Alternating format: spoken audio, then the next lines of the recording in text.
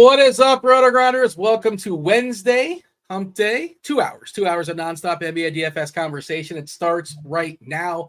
Crunch time comes in around 6:20 or so. You got Kevin Roth. You got Taylor Smith, Kristi coming in as well. They take you all the way up the lock. We got our eye on the Twitter. Of course, we're in Hug Watch, potential trade watch. A couple trades have already went down. Nothing terribly interesting, but a couple guys that may be traded. DeJounte Murray, they gave him a back. He's questionable tonight. That seems a little bit suspicious. We'll discuss that amongst other things. Myself, Keith Eister, Squirrel Patrol. We should knock this out. Get this out of the way. Squirrel Patrol, shout out to you. Officially, we counted it up. We used the calculator. We've hit 100, officially 100 live final appearances, which is just insane. That's amazing. That's awesome. Yeah. Congratulations. Yeah. Oh, yeah. I gotta save that graphic somehow. 100.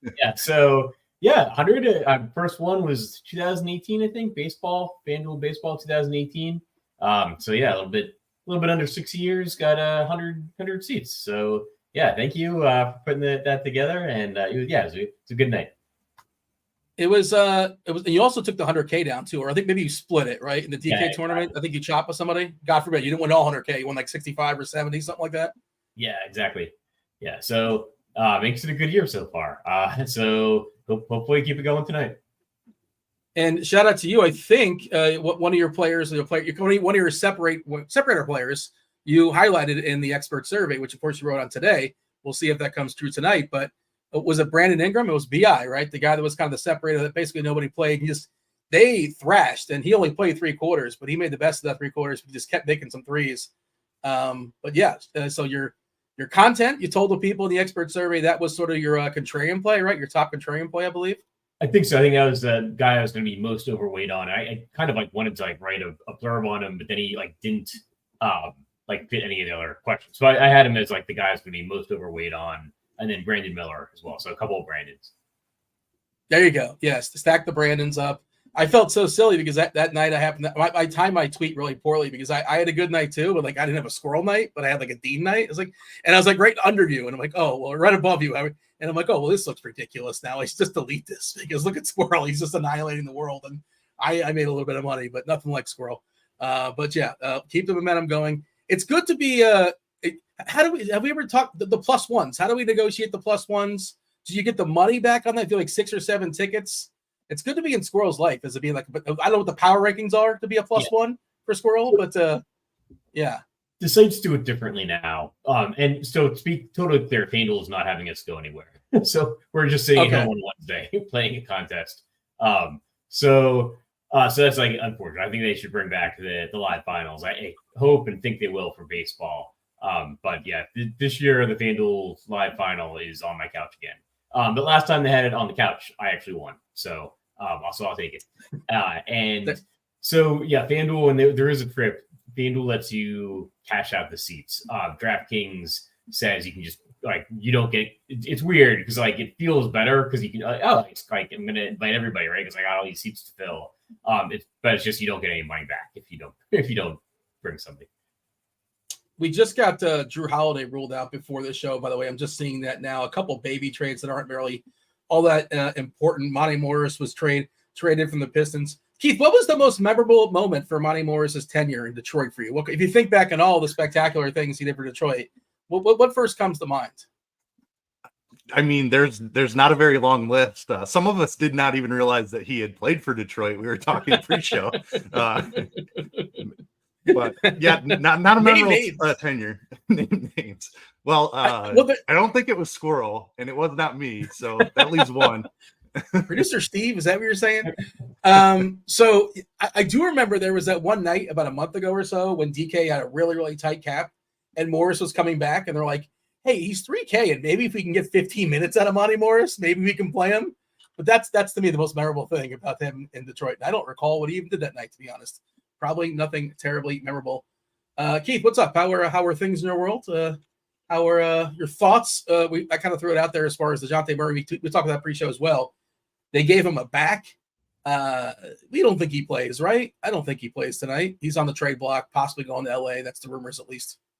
Yeah, I don't think there's any reason for them to risk it. It's a really tough game against Boston for them. Going to be really hard for them to win that game anyway. Why risk injury with a guy who they are certainly looking to get some value for here in the next 24 hours or so? So I think he sits also. Yeah, the possibility he might get traded for D'Angelo Russell's been thrown out there. Of course, Russell, the news of him having a tune-up procedure, uncertain for tomorrow. Tomorrow, of course, is the trade deadline. It is like 3 or 4 o'clock. It's before all the games, so you'll know all the information. This is the night where you might get guys, scratched or hooked out, in the middle of the game. It doesn't happen terribly often. There was somebody that happened in the layup line. Was it Portland last year? I think somebody like in the layup line basically got kicked out. Not the layup line. Maybe it was layup line. Basically, essentially, as the game is tipping off, more or less. It happens on occasion. But, we'll keep an eye on it to see what happens as far as the news. Otherwise, Keith, give us the overview as far as tonight. The sites did keep, the last couple games. I thought they might cut them off, but there's 2, and it's not a huge slate. There's 5 early. There's 2 late. It's a very clear divide. You got the is it ESPN doubleheader? I think it's an ESPN doubleheader with New Orleans and the Clippers in the back end. That's going to be that's going to be on ESPN. We have Zion questionable there, so maybe get some plans set up. Tyrese Maxey midday downgrade with an illness. I do not believe he was attending practice. Of course, Embiid is already out there for Philadelphia. Cade Cunningham has an injury management tag. He's questionable. I believe Detroit is on the front end of a back-to-back. So maybe this is just like a setup for him to rest tomorrow. I have this written down here somewhere. Yeah, so teams on the back half are Miami. On the front half, it's San Antonio, Detroit, the Warriors, and the Cavs. But, what do we have our eyes on here, Keith, when it comes to, who's in, who's out, who's questionable? What are we monitoring as we close in on lock with about 2 hours to go? Yeah, touched on the DeJounte Murray thing already. I mean, pretty certain that he's going to set this one out. The Tyrese Maxey thing is extremely interesting to me. You mentioned that being one of the 2 late games, or no, I'm sorry, that's a 7:30 game. So we should have some clarity on that. But there's definitely something going around the Philly locker room. Paul Reed has been affected by it over his last 2 games. So I have concerns that Tyrese Maxey plays that would potentially make somebody like Tobias Harris look really good. The Zion thing is difficult. At least there's 2 games, so we can kind of set up some if-thens. But I think a key to this slate is going to be figuring out which of these teams with high totals but wide spreads, which other side of the game is going to keep it close. So you've got Cleveland with a decent total, a big spread over Washington. You've got Boston with a huge total, big spread over Atlanta. Maybe that grows if DeJounte gets ruled out as well. And then you've got Sacramento with a huge spread over Detroit. So those 3 teams all look really good. It's whether the other teams on the other side can fight back, which is kind of a key for me. So Cade Cunningham playing would be important for Detroit. They're obviously going to be involved in trade conversations as well. So definitely some unique risks going on with this slate. Yeah, they just traded for Simone Fontecchio with Utah. Producer Steve has dropped a poll question in chat. Best big game food, wings, sliders, or buffalo chicken dip? Any dips? Is that just the dip with nothing to dip in? I'm not sure if buffalo chicken with dip? Any dips? Not sure, but okay. Do we have a take on that, Squirrel? Dip always includes the chips. There's chips to dip it in. Okay, the chips are implied. Gotcha. Or bread, whatever your preference is. I've made pizza. Pizza's not on the board. I can only put 4 options, but yeah, I guess pizza is another top one. Sliders is more popular than pizza. I don't know. Really? There's so many options: hamburger sliders, cold cut sliders, Italian sliders, chicken parm sliders, buffalo chicken sliders. There's so many options. Steve, are you a double dipper? Food. What? Are you a double dipper? No. Okay. Oh, no, that's gross. My daughter. That's frowned upon. Well, there's an age you get a grace period, I think, with that. TJ in chat also. Why is pizza not an option? Yeah, it does seem egregious. Other is the answer, I guess. The answer is other. Is that the most popular answer? I don't know. Scroll, you got a take on this? Sorry, what are the options? And what's the question? Wings, sliders, buffalo chicken dip, any dips, or other. Is it like for a specific thing, like for like big game. The big game. For the big game. Okay. I'd probably go with sliders. There we go. That's why I put it on there. All right. Squirrel, as far as tonight's slates, what are we monitoring? What has your eye? And like the Atlanta one's really interesting, right? Because if we do not have Murray, Atlanta's going to pop. Like Young's going to pop. But, Boston is really, really good at basketball, especially at home. They're going to be 13, 14-point favorites. And the threat of a blowout does increase. But sometimes you just make lineups assuming that you're correct, right? And your path is correct. And it's certainly possible we can get a really, really good environment. And even Holiday being out, not a big difference, but certainly helps a little bit to the Boston pieces. Your thoughts here when it comes to the slate overall? What are we monitoring as we close in on lock?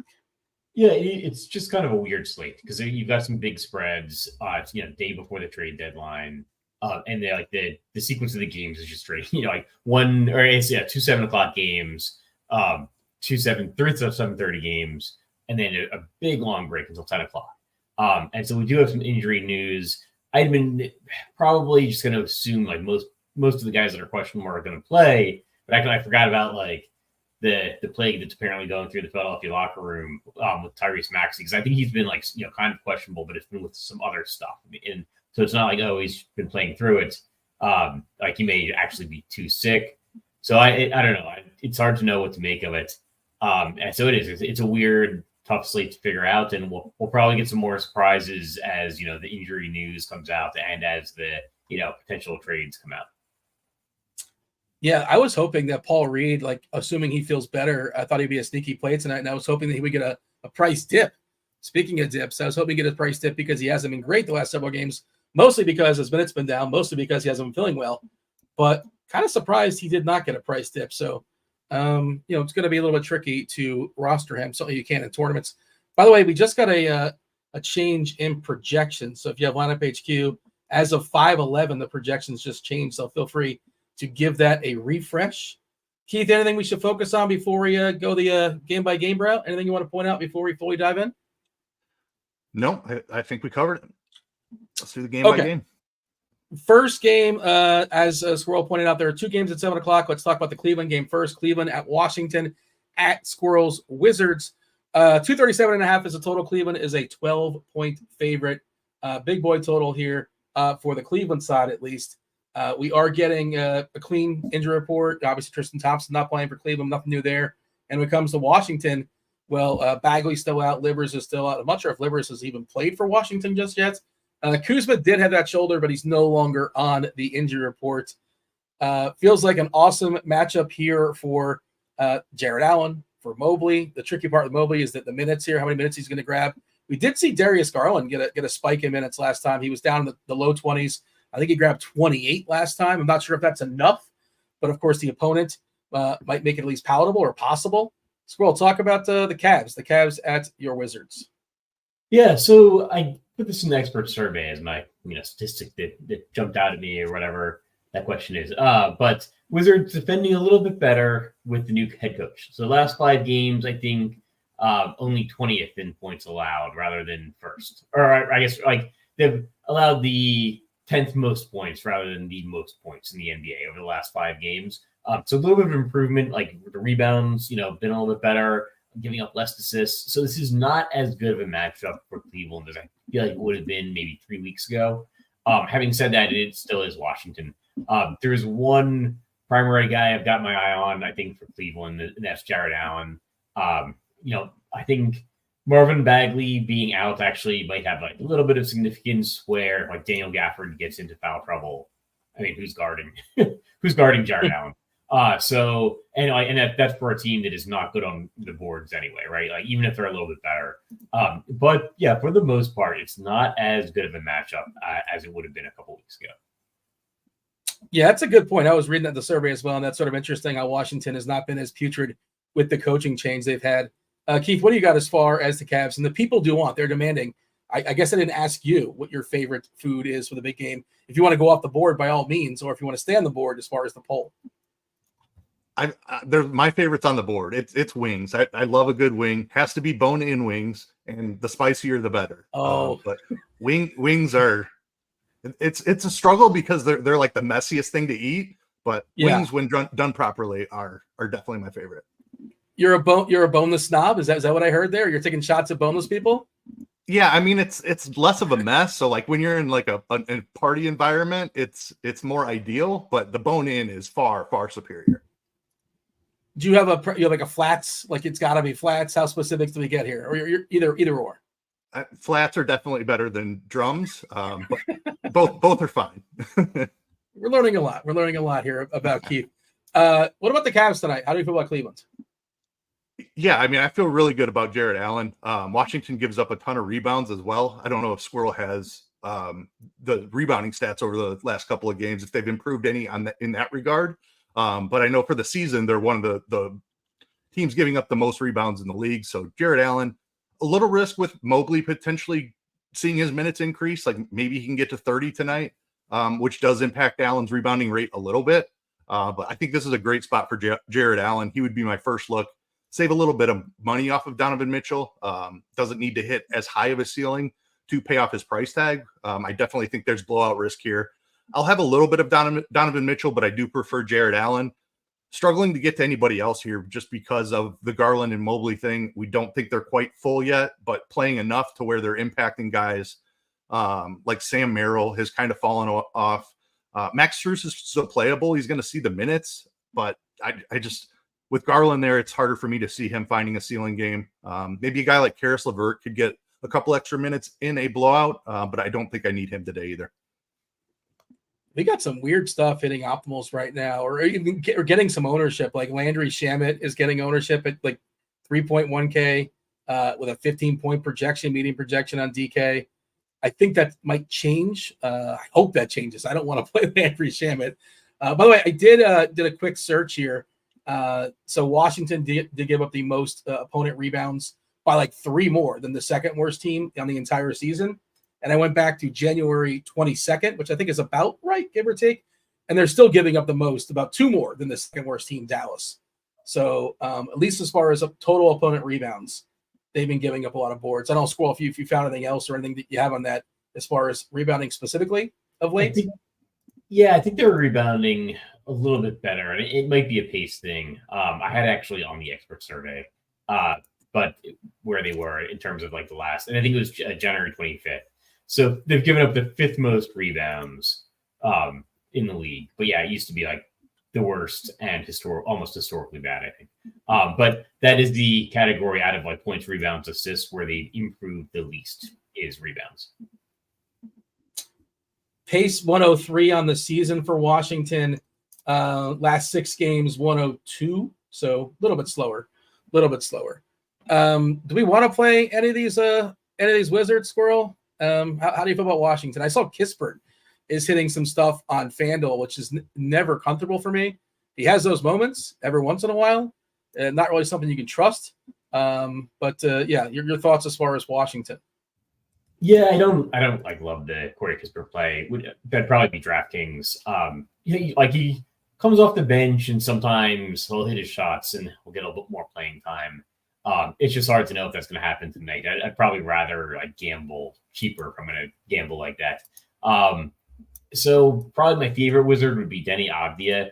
I do think the guy that's replacing Marvin Bagley is probably going to be Eugene Amarori, and he's, I think, small forward eligible. And it's a little bit interesting. I think he's going to see probably sub 1% ownership.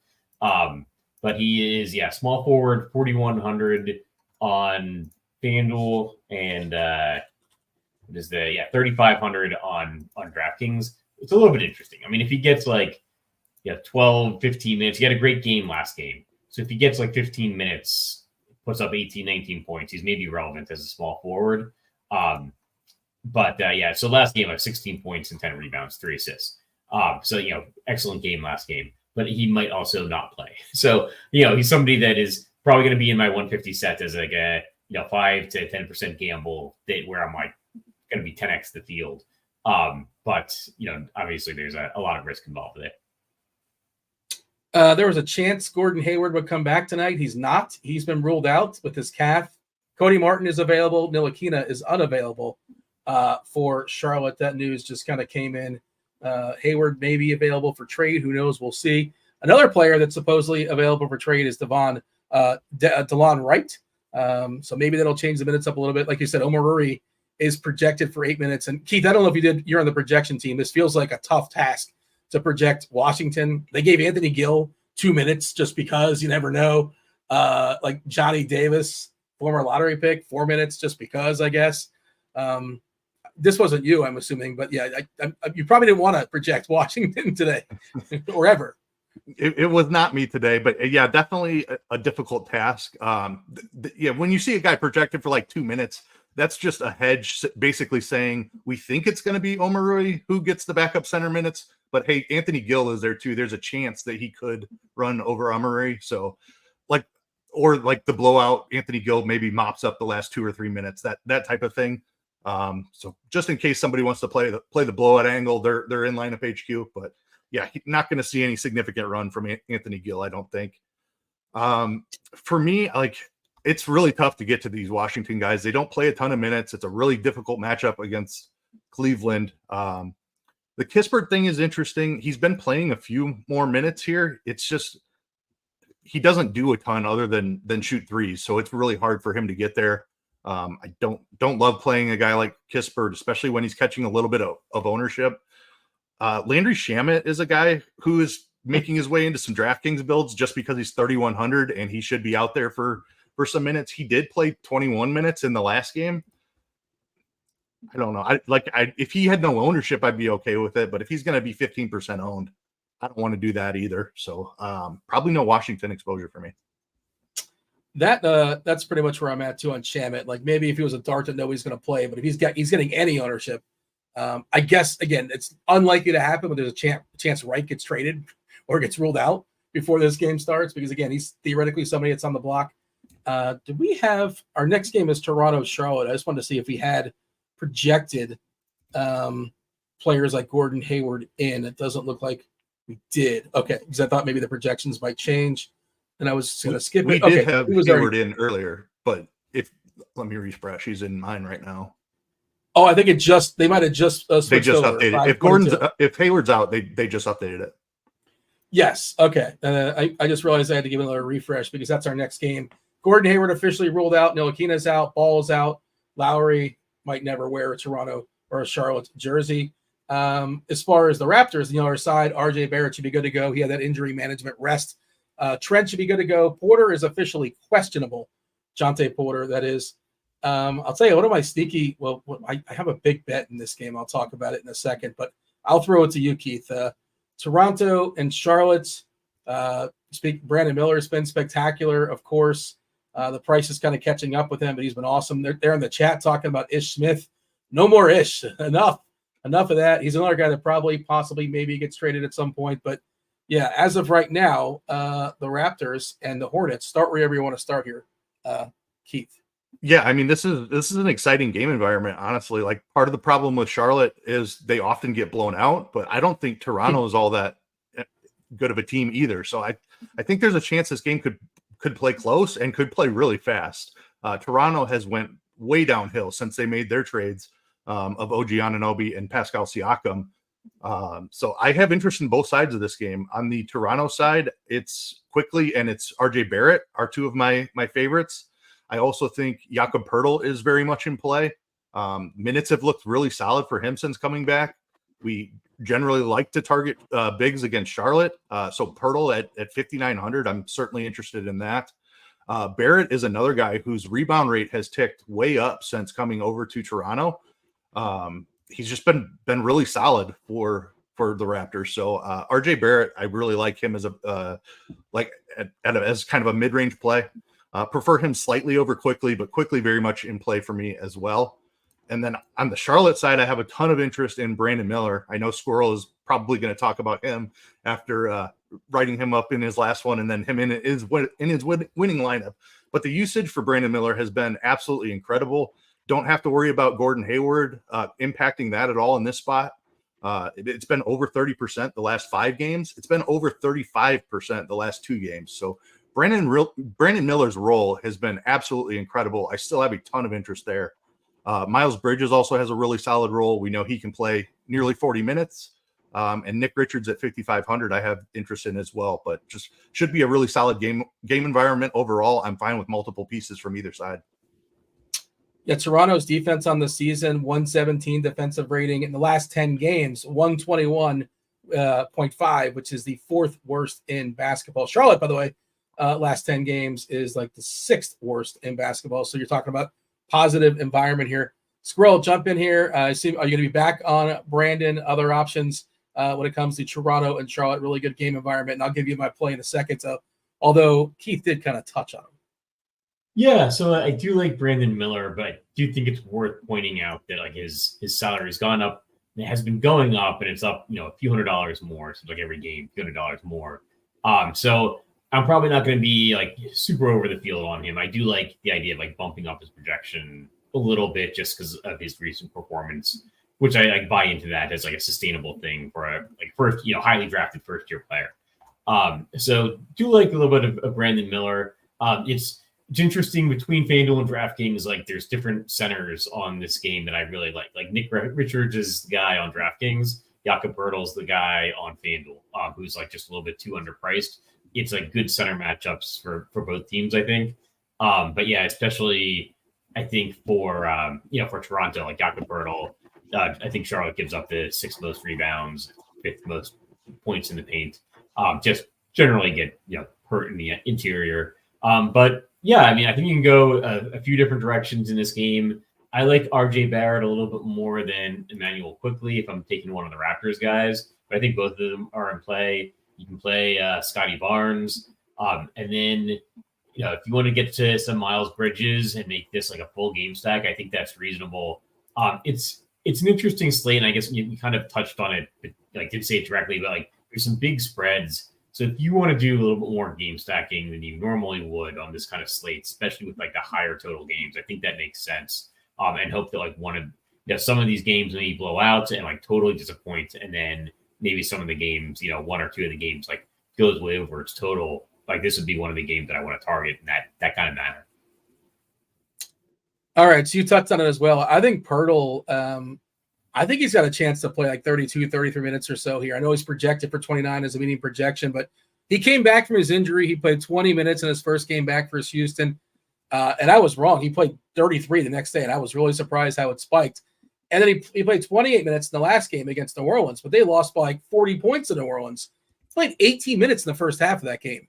Now, I'm not saying he's going to play 18 and 18 and play 36 here, but I think there's a chance he plays like 30, 31, 32 against Charlotte. I did bet his overs when it comes to rebounds, when it comes to points, when it comes to PRA. So we got a lot invested tonight in Jakob Poeltl. I feel like he's got a pretty good chance at grabbing the old double-double. Nice matchup here versus Charlotte's. Just checking out the ownership stuff and how updated. Okay, so the ownership's about an hour behind. So, grain of salt, and they're going to perfect this the closer we get the lock as best they can. But ownership-wise, on DK, Richards is currently the most popular player at 22%. Quickly at 21%. Really, really good price at $7K. This environment should be awesome for him. Barrett at 20%. Poeltl at 12%. So not necessarily hiding. Bridges at 7%. Where is Miller?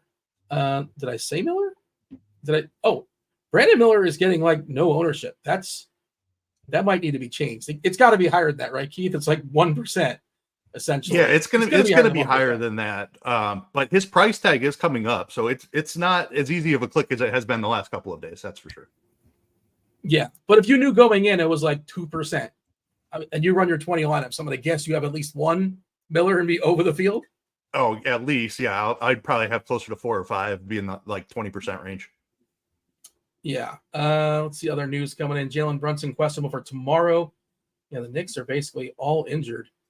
Who would have guessed that Tibbs playing those guys 48 minutes a night might lead to some wear and tear?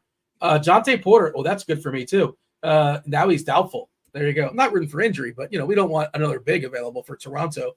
So Porter being doubtful, I assume that means he's not going to play. He hasn't played in the last several games, and just getting the downgrade at this point, I'm guessing that means he doesn't play. Did we have him projected?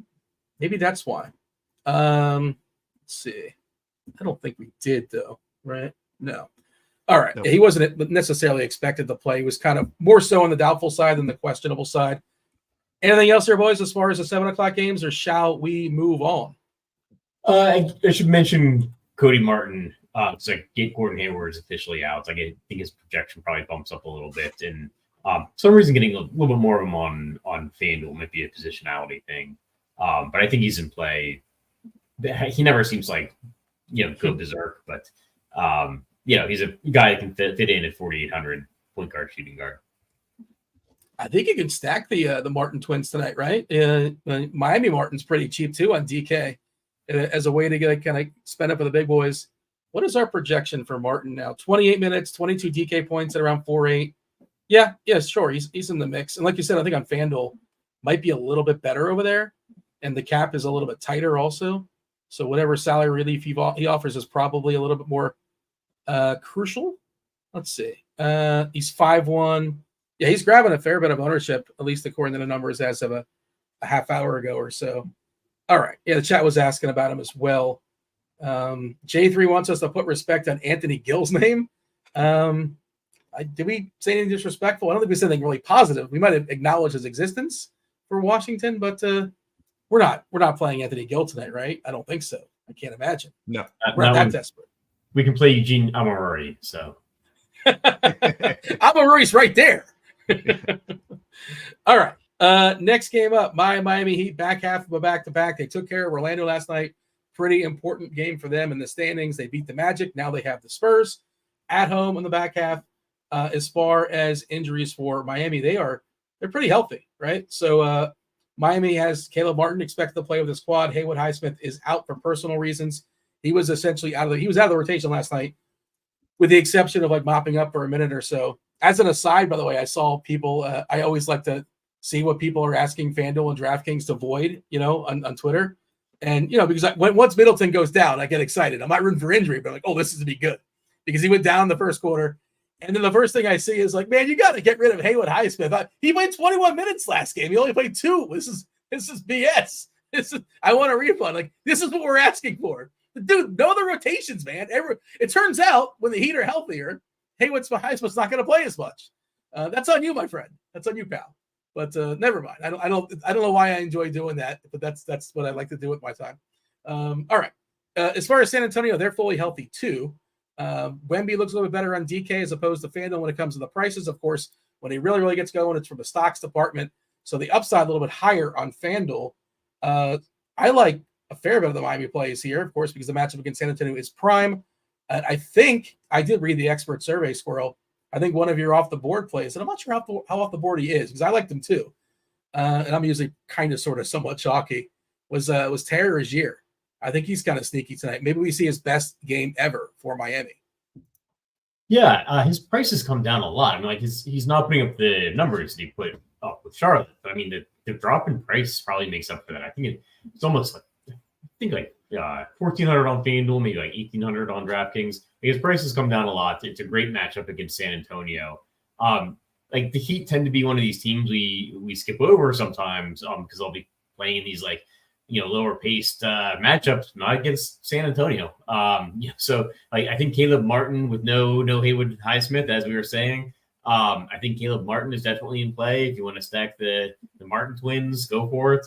And like Terry Rozier, if you want to spend up for Bam, I think there are worse ways to spend your money. I would do like Bam probably on DraftKings, maybe spend up for Tyler Hero on FanDuel.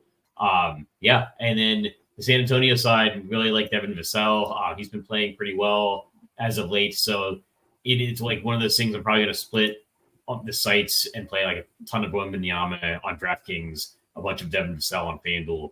I don't know why Victor Wembanyama saw his price dip like 600 on DraftKings. He went down from like 9,400 to 8,800 after putting up 3 near 50 DK point games in a row. But yeah, he's going to be very highly owned on DraftKings, and he should be because that's too cheap for Wembanyama. Caleb Martin, by the way, getting a massive ownership on FanDuel. Again, I shouldn't fully quote this because we're an hour behind on that. They're going to refresh it, but he's 4.6, and that's a projection around 23 fantasy points, and that's kind of useful, just the way the cap is set up over there on FanDuel. Also pretty popular on DK because he's 3.8, and he's like a pretty interesting salary saver. You mentioned Wemby at 22% ownership currently. I'm thinking about like putting a rule in of like at least just one of these Miami guys in every lineup, like one of Butler, Martin, Rozier, Bam, and maybe two, possibly two. Keith, do you have any rules as far as Miami? It feels like at least one of these guys gets there. I know it's a lot easier for Martin to get there, but he's also going to be super popular. And is Caleb Martin chalk? Is that something we like? Typically, probably not, but he should be fine here. You tell me. What do you think of the Heat? Yeah, I mean, it's obviously a great spot against the Spurs. And Caleb Martin being at just 3.8K is why he's really finding his way into a lot of builds. So I am okay with it. I do have a rule with him and Josh Richardson. Like they just keep finding a way to get Josh Richardson minutes. And Stevie talked him up a bunch on the morning grind I did with him last night. So I looked into Josh Richardson a little bit. Like the minutes have been really secure. He played over Hero a little bit in the last game. So I don't mind Josh Richardson as a pivot to Martin. I don't think I want both of them in a lineup. Just probably only one of them ends up getting there. But Josh Richardson is a pretty interesting pivot. Terry Rozier, I think because the price is coming down, is totally fine. At the top end, I struggle with Bam just because of Wemby on the other side there. We know his shot blocking prowess. Jimmy Butler has been playing far better than I expected him to alongside Terry Rozier. So I think I lean to Butler over Bam Adebayo. The rebounds are up. The assists are up. He had an awesome game last night against Orlando. So give me Jimmy Butler over Bam if I'm spending up. But I do prefer saving the money with Martin or Richardson or just sticking in the mid-range with Rozier. The threes are up for Butler too. I was watching the game last night. I think it's 9 straight games or 10 or 9 straight games where he's hit at least 1 3. He's not a 3-point connoisseur. He's not known for that, obviously, and that's sort of what makes me not want to play him so much in DFS. I like the guy that can hit like 3 or 4 or 5 threes. He can get there in other ways, but it's just nice to see he's shooting the 3 ball, or at least making the 3 ball a little bit more these days. Not a ton. He's only hitting like 1 or 2 or 3 a game, if that.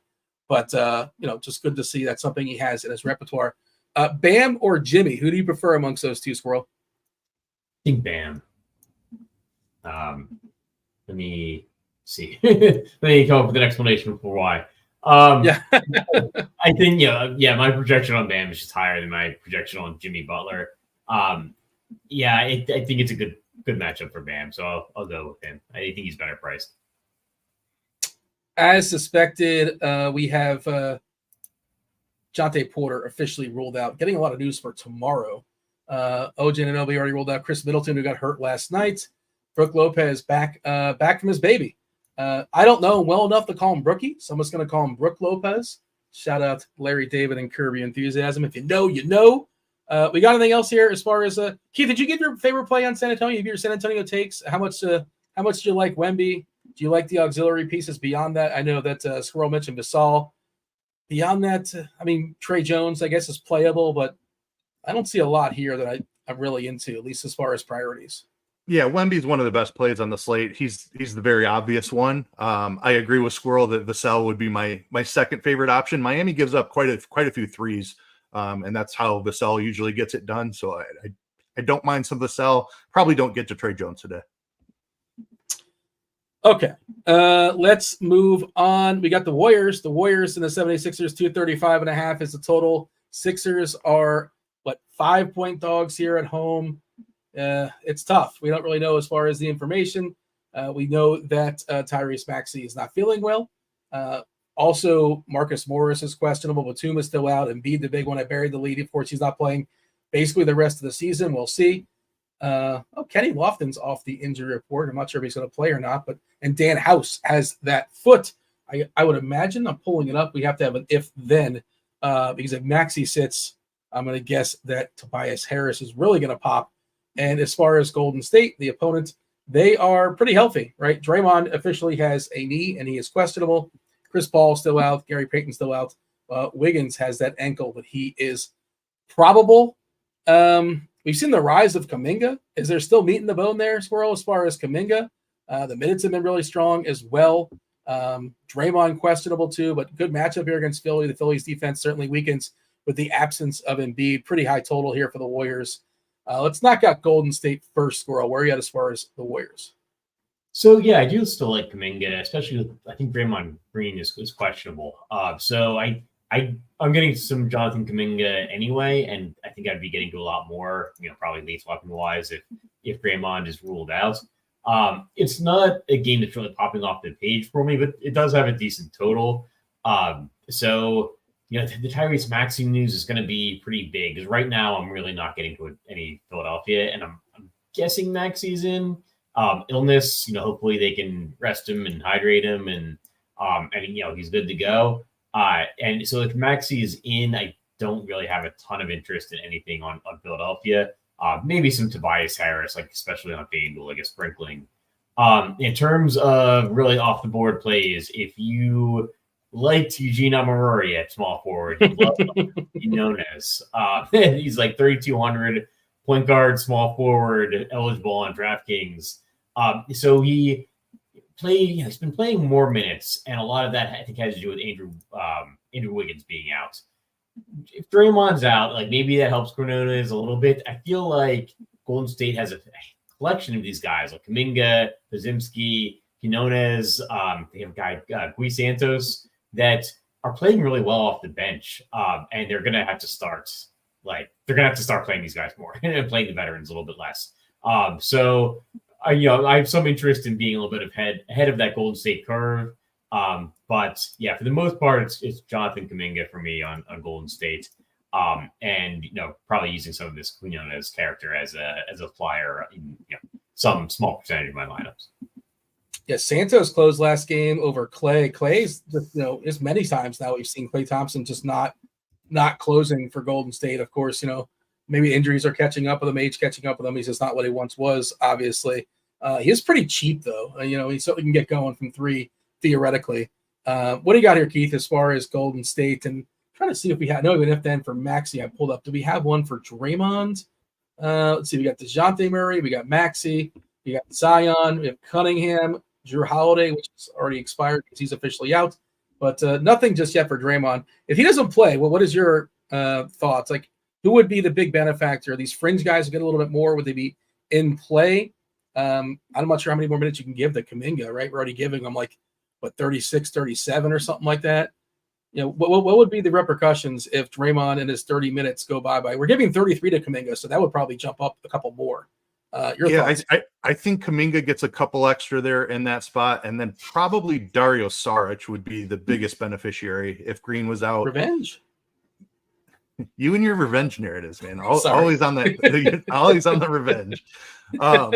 Squirrel made some really good points about the youth movement here in Golden State. That gives me a ton of interest in Jonathan Kuminga here, regardless of whether Draymond plays or not. I think there's still plenty of meat on the bone at this 7.2 price tag.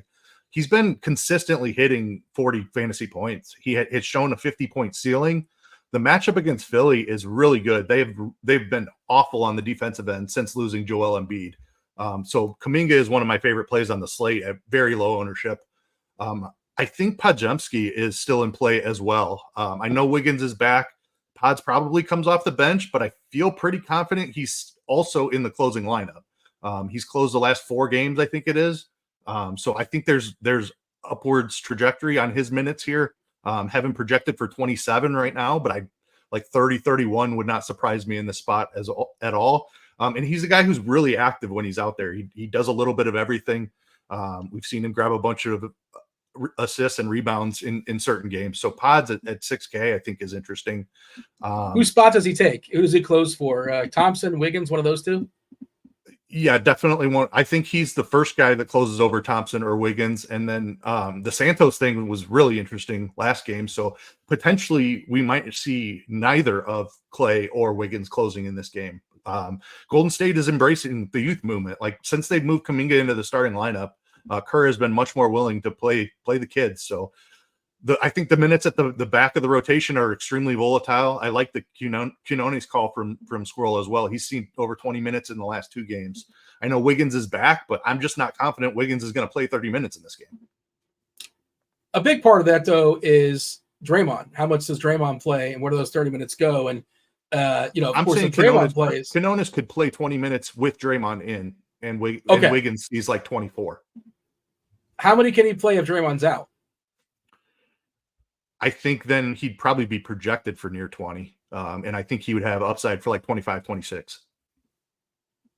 Yeah. I mean, they still, that's, we're currently giving 14 for him, for what it's worth.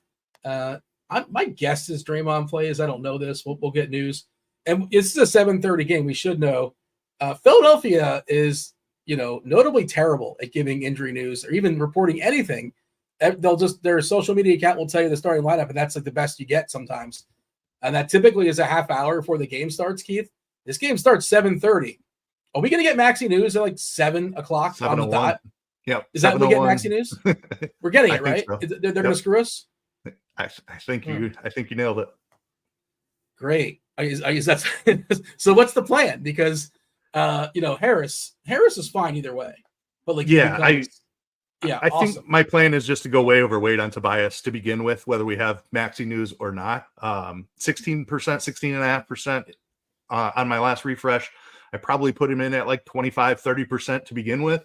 If I have time to adjust that, even if we get it like 2 minutes to lock, just load up on all the Tobias Harris. Like you mentioned in the if then, projecting for almost 46 fantasy points on FanDuel, just over 46 on DK. So Tobias is going to look really, really good if we get Maxi out. Yeah, and he currently looks fine, right? 41 DK points at 7.7 is perfectly fine. It's a perfectly fine projection. And if you're quote unquote stuck with Tobias, it's not that you're stuck with him, right? But like that's worse things can happen. What about the other guys like that are kind of jumping up a little bit? Oubre's price is not cheap, but he would be a fine play if we lose Maxi. Pat Bev is never really somebody you love to play, but we're going to give him 30 minutes. If Maxi doesn't go, somebody's got to run that point. And the Paul Reed thing is tough because we're only giving him 25 minutes, but maybe he can play a few more. Maybe he's feeling better. They'll never play him and Bamba together, right? I feel like that just never – does that not happen? I feel like that never happens. I don't think that happens, no. They ran Reed with Embiid a little bit, but even that was extremely rare. I don't think there's any chance Reed and Bamba run together. Pat Bev is the other name I have pretty significant interest in if Maxi is ruled out. I think there's a chance that he plays like 32, 34 minutes in a start for Maxi. So I definitely want to get to some Beverly if Maxi is out. And I'm on the Paul Reed thing with you. I don't think it's absolutely crazy to project Paul Reed for like 28 minutes in this spot.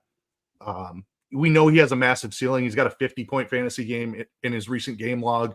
The matchup against Golden State is incredible as well. So he doesn't grade out well because he hasn't played well, mainly because of that illness that we've touched on. But I'm interested in chasing some ceiling at Paul Reed at no ownership.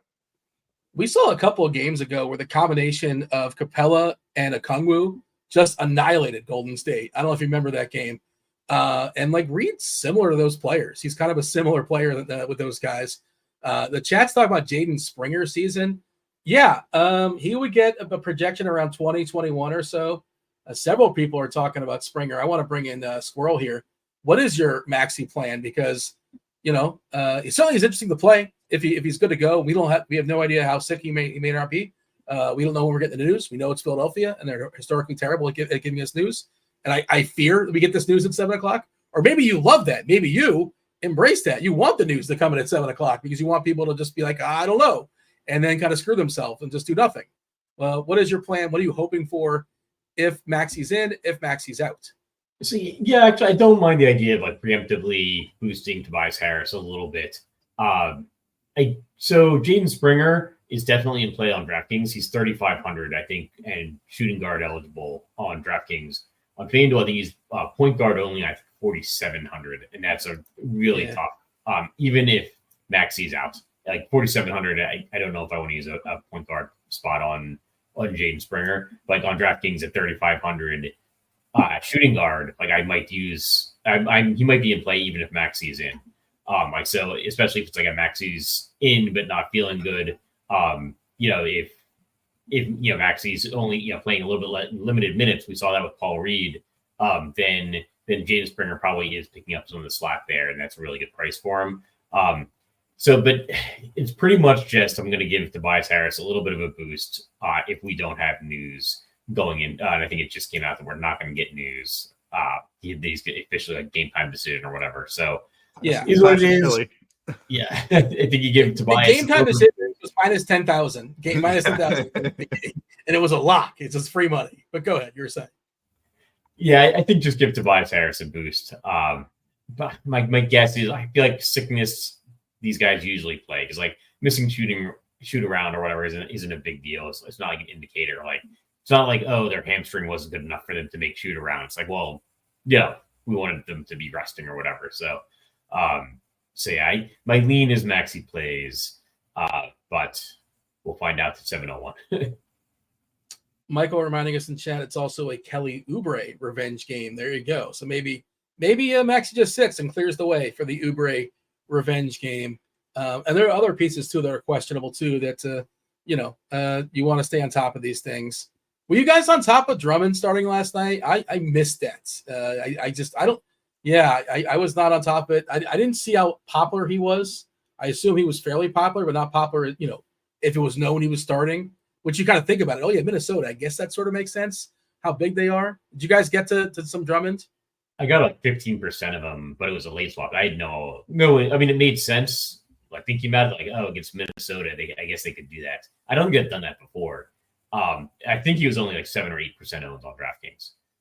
Okay. So it wasn't like everybody likes. So it was bad timing for the news trying to get to Andre Drummond. I think there was a lot of players that were locked in my lineups early too. I think like 7 and 7:30, and there wasn't many games left. Keith, you're a Chicago guy. Were you on top of that? I was not on top of it at all. I barely got to any. So yeah, I pretty much missed it too. All right, let's move forward. 2 more games to go before you step aside and make way. No, it's 3 games. 3 games to go before you step aside and make way for Crunch Time. Crunch Time, you got Kristi, you got Taylor Smith, you got Roth as well. Do want to mention the props and pick'em package. Check out the brand new props and pick'em package. The experts at RG Projection Team, they take our premium stats, they comb through the market for any potential inefficiencies. Using our model, you can easily see which lines are off, where to find them, how likely the prop will be to hit based upon the tool. You can literally sort. It'll tell you this is the most likely one to hit based upon this number at 62%, 63%. Well, I guess I should go the other way because it's the best one will be at the top when you do sort. You can also try now the props and pick'em package for a 3-day pass.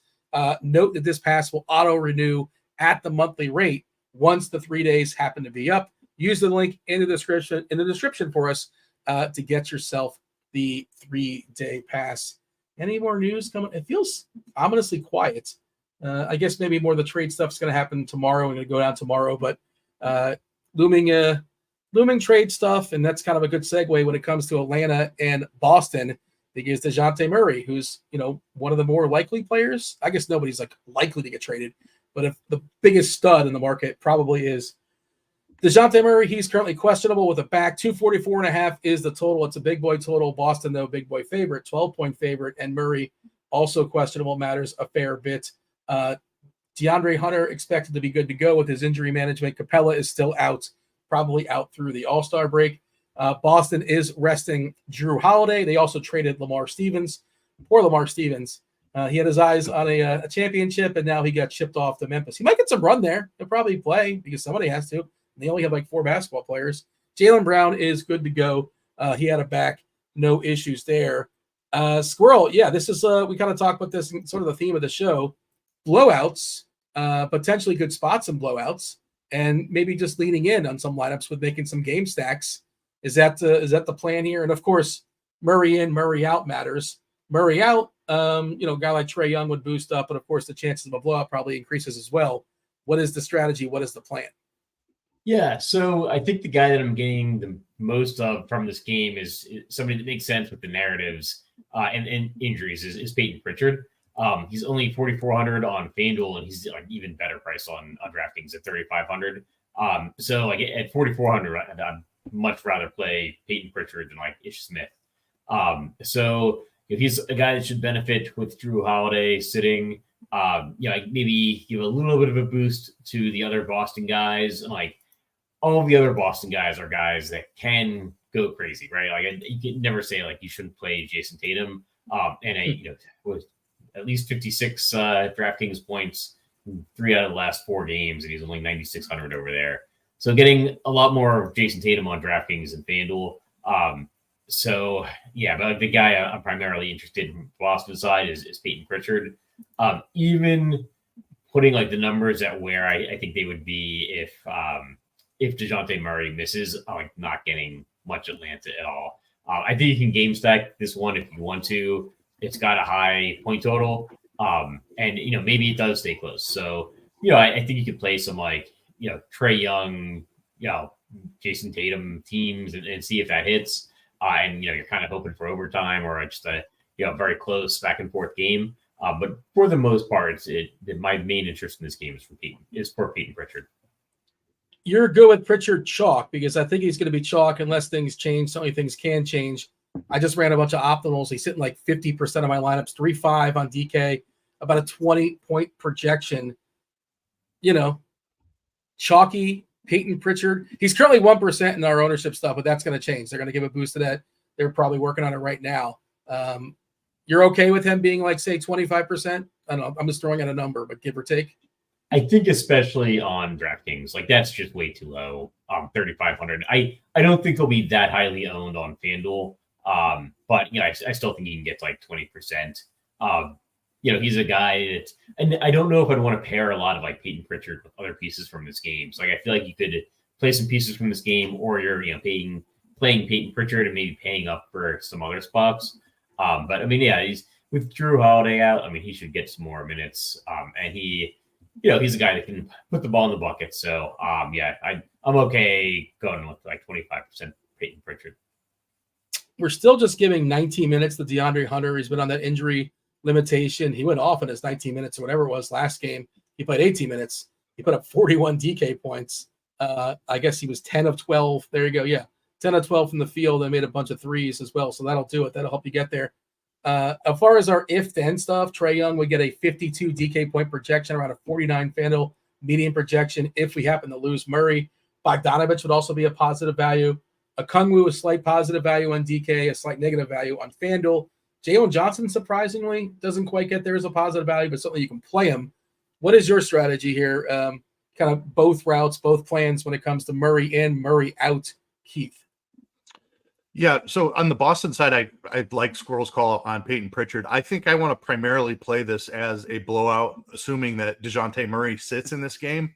I like Tatum is awesome. He's going to smash while he's out there. I just worry about him losing a little bit of run to a blowout in this spot. So probably not going to try to get significantly over the field, probably end up right near the field at 15-20%.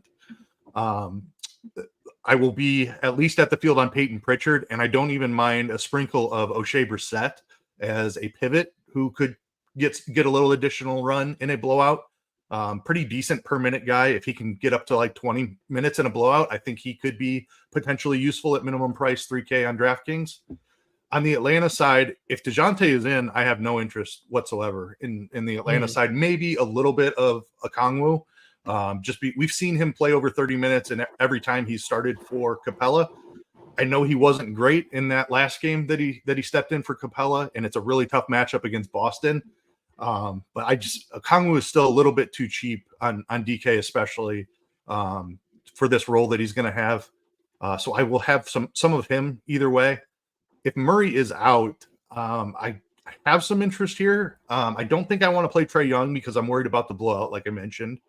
Bogdanovich definitely sees a minutes boost, but he doesn't really see a usage boost with DeJounte Murray off. So I'm not in love with that one either. It might just be a Okongwu for me either way. I'm kind of with you. I thought Jalen Johnson would look a little bit better, but his price tag is still elevated. Minutes will be there for him. Same story with Sadiq Bey. Minutes will certainly be there, but and then Hunter is still limited, and I'm not chasing that game that he put up last game. I don't think he gets to 20 minutes in this spot. So Atlanta's really tough to get to outside of Okongwu. The Bruno Fernando thing potentially could come back into play. He's 3,400. If the game does get out of hand, maybe he can find his way to 18, 20 minutes. Pretty good per minute producer there. So I think the big men are where I'm looking at for Atlanta. That's what I was trying to get at. I wanted to see if there was anybody, we like Pritchard, like either way, he's fine. But if the game blows out, he probably gets a little bit more. He probably wouldn't fully mop up the game, gets, ridiculous. But who will be on the Atlanta side? And it wouldn't be, you look at their bench and it's like, well, it wouldn't be Bogdanovich. It wouldn't be Hunter. You don't want Wesley Matthews and like Garrison Matthews, but like his floor is so low. I think Fernando is the guy, the one you're talking about. And yeah, give me the Bruno Fernando, O'Shea Brissett stack for all the money. There you go. How do we feel about Boston adding Tillman from Memphis, basically playing the Time Lord, like the Time Lord backup role? I guess he's going to be inserted. I'm guessing he's going to leapfrog, Luke Cornett. We'll see. Didn't cost anything? I guess second rounder. I think it's fine. Yeah, nice pickup, assuming he can get that knee healthy. Tillman's been dealing with that knee for it seems like a month now, but he's definitely a better player and fits better than a guy like Luke Cornett, or they've given Keita some minutes off the bench. Like a backup big was definitely one of the few pieces that Boston was missing. Okay, so that is all the early games, right? So that's 7:30. That game's at 7:30. The next game it tips off 10 o'clock. Well, tips off, air quotes.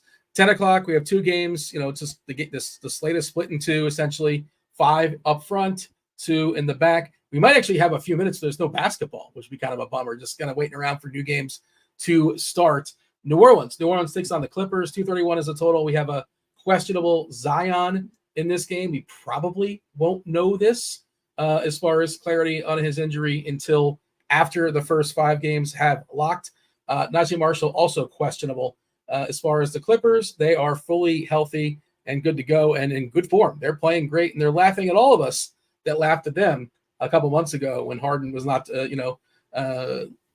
assimilating spectacularly for the Clippers. It wasn't working out from the start, but it turns out, chemistry matters, and the Clippers are now in really, really solid form. I think they're one of the top teams in the West, if I'm not mistaken.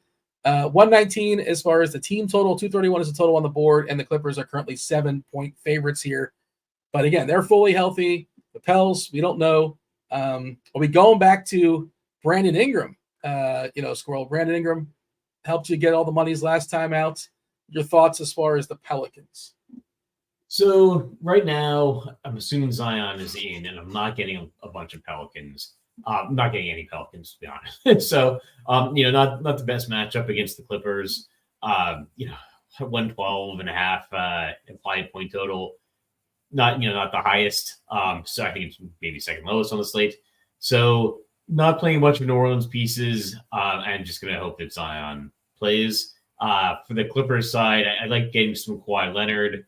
But again, like not really getting a bunch of pieces from this game. So really, this is probably the game I'm getting the least of, even more so than like the Cleveland Washington game, and just because, everybody's like pretty healthy, and Kawhi can always have an outstanding game, but if Zion's in, then there's just not much to like in this game. I feel the same way. I'm a little bit concerned. I'm happy to hear you say what you said, but I'm a little bit concerned that like my currently winning, theoretically, if I'm winning something, is going to dip drastically as the night progresses, because I do not believe I'm going to be heavy on the New Orleans Clippers game. Let's see if Keith has a different thought. How do you feel about the Clippers in New Orleans? Very similar. It's a tough game environment. Both teams played solid defense, and neither one plays very fast. So it could be a tightly contested game. This is the second half of the national TV doubleheader, right? Yep. Yeah. So like we generally see slightly extended rotations on national TV games. There's longer timeouts with the TV timeouts and things like that. So maybe you see like Kawhi Leonard and James Harden play 38 minutes. I think sprinkling them, just chasing a ceiling there is a decent idea, especially at these ownerships, but it's like certainly not priorities for me. I'm talking like 1 or 2 lineups of each in a 20 lineup build. And then the Pelican side, same thing as Squirrel. Like I just hope Zion plays and I don't really have to chase it, because I don't like the matchup against the Clippers. If Zion is out, you have to have some interest in Ingram and McCollum, maybe a guy like Trey Murphy, who probably steps into the starting lineup. But I don't really want to have a contingency plan set up for that. There isn't enough pieces in these last 2 games for me to feel comfortable, like starting with a 2v2 and then swapping into like a Brandon Ingram and somebody else. So I don't see a ton of great paths to that. So just hoping that Zion plays and I can avoid the Pelicans. I was thinking about that too. And I was also thinking about the Clippers, how they tend to love to close small. So I'm like, I feel like there's like I feel pretty confident that Jonas Valanciunas is not closing this game. Like even if Zion's like out, I think he doesn't close this game. I was trying to think of a potential path for him. Do you agree with that, Keith? I do agree with that. Yeah.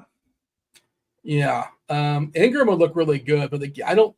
Is it worth the thought? Is it worth the upside and the downside? And we all seem to think Zion's going to play, right? This is an island game for both these teams.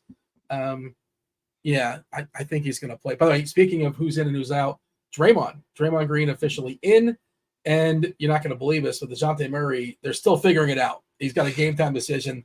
They're working out his back. They're working on some trades, but we'll see. Stay tuned as far as Atlanta. Nothing else when it comes to news. If there was one player, Squirrel, if you're going to pick one player in this game that you have to roster one guy in this game, who would it be? I think it's Kawhi. Yeah. Do we have a new batch of ownership coming in? Let's see. I wonder because I feel like these guys are going to be mostly lost on the slate, which, that's why I think that's right. We don't have a new batch coming in. Well, I assume it's coming in soon, but the last one we got was as of 4:30. As of 4:30, the highest projected owned player in this game is Zion at 13%, currently questionable. Murphy at 8, Herb Jones at 7, Kawhi at 7. Yeah, Harden at 4. Oh, man. If Zion's out, I think Nance might be an interesting little, if you're running 150. I think there's a path for him to possibly close. Marshall being out would also help. He's currently questionable. We don't know. Otherwise, let's move on. Let's talk about the hammer that is the Detroit Pistons and the Sacramento Kings.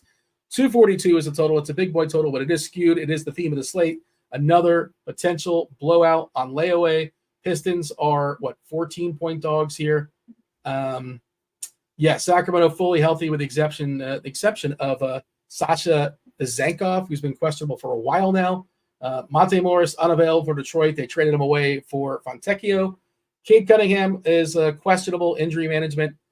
I think he plays, and I think they rest him tomorrow. That's just my guess. Knox is unavailable for Detroit as well because they shipped him out. And Bojan Bogdanovic is questionable too with his calf. And maybe, again, they're playing games with tomorrow night, trying to set up resting guys for tomorrow. All right. Keith, are we a little bit more excited about this hammer game as opposed to New Orleans Clippers? I'm definitely more excited about the game environment. I definitely think there's blowout risk, and I definitely am concerned about the Cade Cunningham and Bojan Bogdanovic questionable tags. Would they rest one tonight and play like alternate them basically? One of Cade and Bojan out tonight and one out tomorrow. I think something like that could potentially happen. So I do have some interest in trying to find the Detroit piece that goes off in this spot.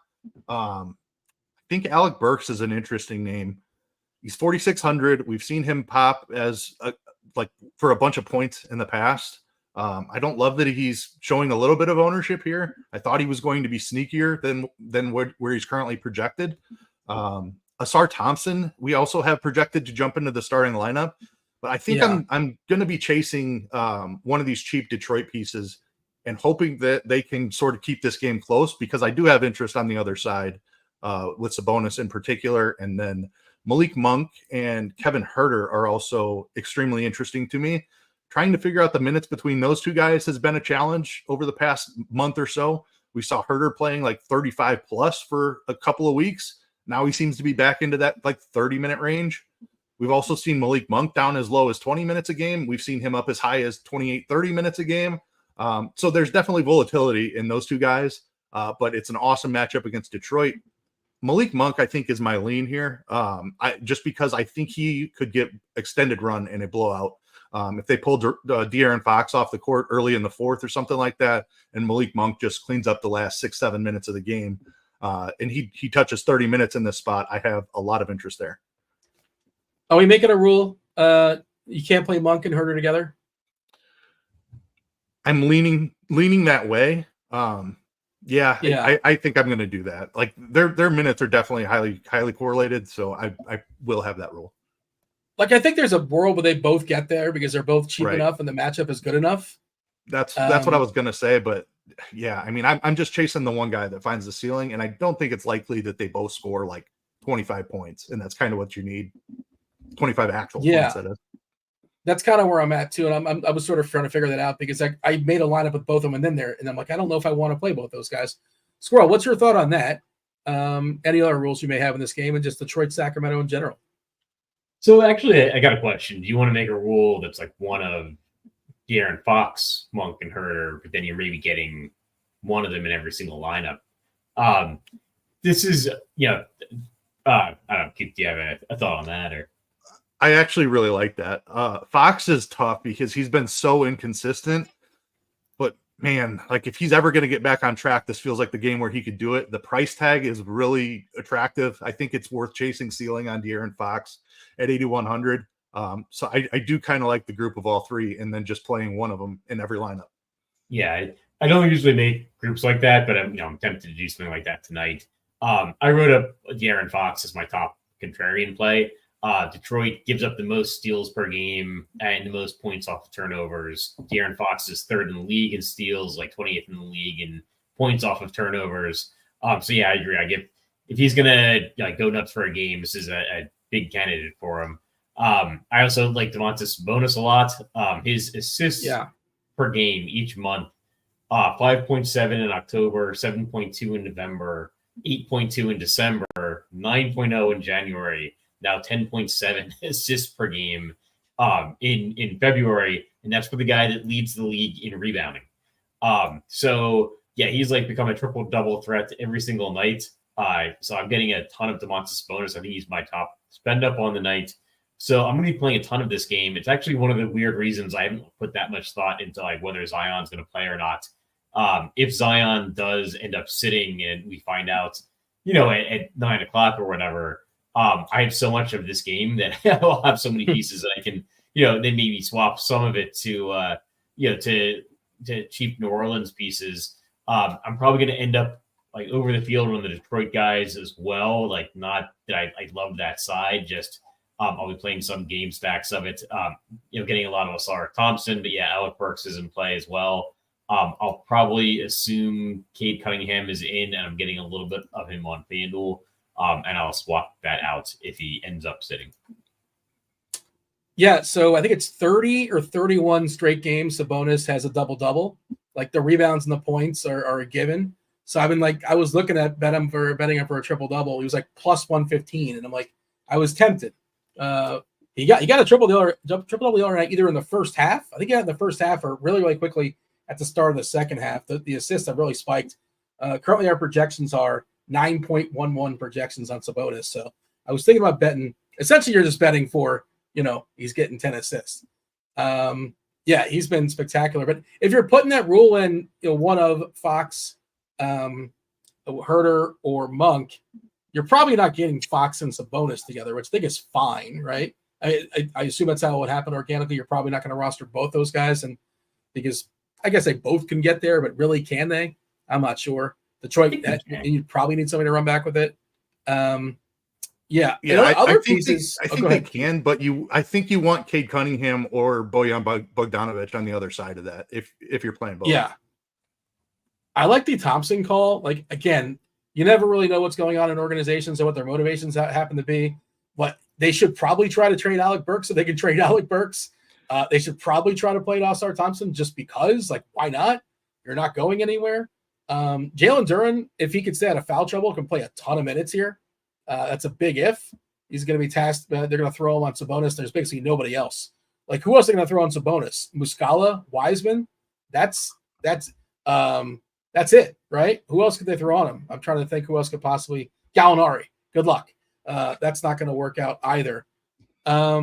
All right. You touched on a really interesting point there, like the trade stuff. Like, it would not surprise me at all to see Alec Burks moved by 10 Eastern tonight. So definitely something worth keeping an eye on. I think it's fine because there are plenty of pivots below. Like, somebody's going to get elevated. Marcus Sasser is the name that immediately comes to mind if somebody gets traded away. Like, there are ways you can do it, but I think that's just another thing that needs to be considered tonight is the trade stuff with Detroit, because I don't think anybody's off limits except for maybe Cade and Duren from Detroit. And everybody got a Trey Lyles take. I never know when to play that guy, and sometimes I get sucked in when he's chalk, and it never seems to work out. But he also has those games where it's like, where do those 40 points come from? Trey Lyles, good matchup, sure. Minutes a little fragile. Somebody is saying in chat you can pair him with Malik Monk. So you do the Sacramento like bench blowout pairing. So I don't mind it. Yeah, I don't hate that either. In chat, TJ's hanging out in chat. And by the way, shout out to TJ and credit to me because I inspired him. He told me I inspired him, but he made a parlay off of like kind of what I was throwing out the other day, which mine just missed. He almost got there, but he won like 9K or so. So check out his Twitter feed. Shout out to TJ. All the American dollars. Congratulations to TJ. We got crunch time coming in momentarily. Roth, Kristi, as well as Taylor Smith. There are several questions here in chat. I would like to address at least one or two of them. Keegan Murray, to be an official Keegan Murray take, was he mentioned in passing, Keith? How do we feel about Keegan Murray? I don't think we mentioned him. He's fine. I feel better about Monk or Herter. But I mean, yeah, he's cheap enough. I think he's very much in play. All right. Do hit that like button. Do subscribe. Do turn on those notifications. Do answer our poll question. Producer Steve threw at us. Best big game food. Now, there are only 3 options here, Roth. Kristi, you can play along, and Taylor can play along as well. Best big game food. The big game, wink, wink. Wings, sliders, buffalo chicken dip, any dips. These are the 3 choices that Producer Steve chose. What the hell are you doing, Producer Steve? He did have the right answer in, regardless of what the other ones were. He had wings. Wings is the answer, so he's right in the end. That's my answer to you, Roth. Wings. Taylor? All dip all day for me. Okay, all right. Kind of the same thing. Buffalo chicken. There's a theme with those. So yeah, pizza needs to be on the list. Pizza is, it's in the running. It's in the conversation. Yeah, that's other, but people don't think. Yeah, they don't really go outside the box. I clicked other too because I think pizza is the chalk and it's the obvious answer. We did knock that out earlier. We do want to yield to crunch time. A lot of news coming in. A lot of stuff for you guys to break down, and hopefully we get some news on the guys that are currently questionable. Before we get out of here, yeah. I gotta either ask you a question and or make fun of you. I'm not sure which. Is it a parlay or is it a parlay? How do you pronounce this word? Is it a parlay or is it a parlay? Because you call it a parlay, and that seems like the very fancy pinky up version. Well, I'm a French descent. Right. I don't know. I know what it is. Certainly not. It is not a lay. That is the most annoying. Who says that?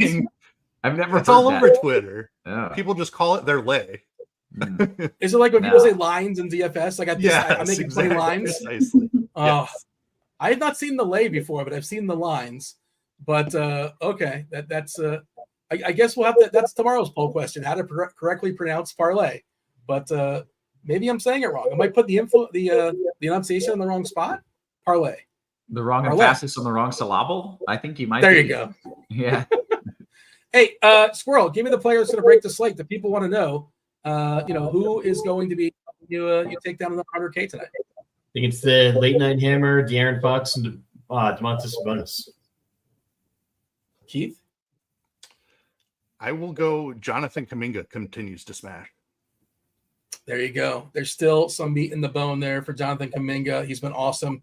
Well, stay tuned. Hopefully, Crunch Time can help you guys out when it comes to players that may or may not be in or out that are questionable. They'll give you analysis. Otherwise, it is Kevin Roth. It's Taylor Smith. It's Kristi. Roth, take it away. Good stuff. As always, welcome to it. Ladies and gents, it's Crunch Time. It's sponsored by FanDuel. You know the drill. 2 the sharpest minds in the biz. We got Taylor in the house. What up, Taylor? not much. Feel a bit underdressed compared to Kristi, but we can overlook that.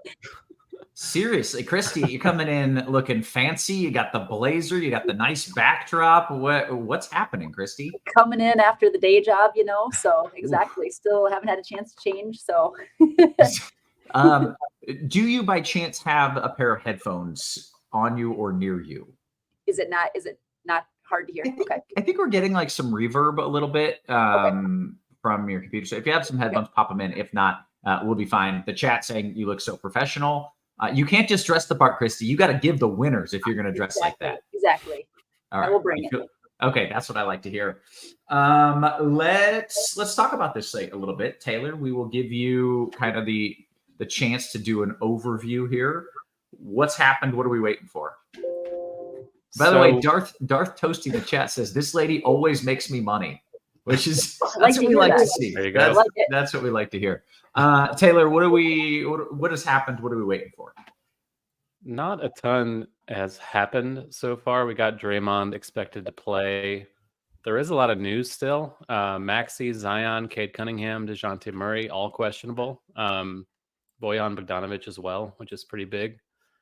You never know with trades. The trade deadline, I think, is tomorrow. We've seen a few minor trades today, a couple involving the Pistons, which potentially opens up some value for them. And yeah, I think that pretty much covers what we're waiting on so far.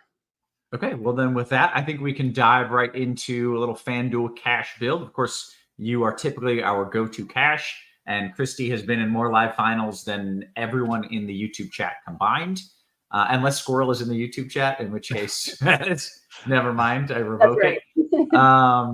That's Squirrel, we're loaded up. 100. For those who missed it, Squirrel won his 100th ticket to a live final, I think, like a few days ago, which is just outrageous. And that is a beautiful Photoshop that we've got there. All right. Seamless. Taylor, what do you got for us as far as getting a build going?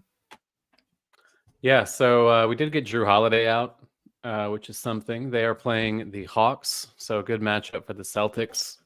I don't think we have Peyton Pritchard projected to start, but should see minutes regardless. He's 4-4 on FanDuel. He is a cheap point guard you can consider.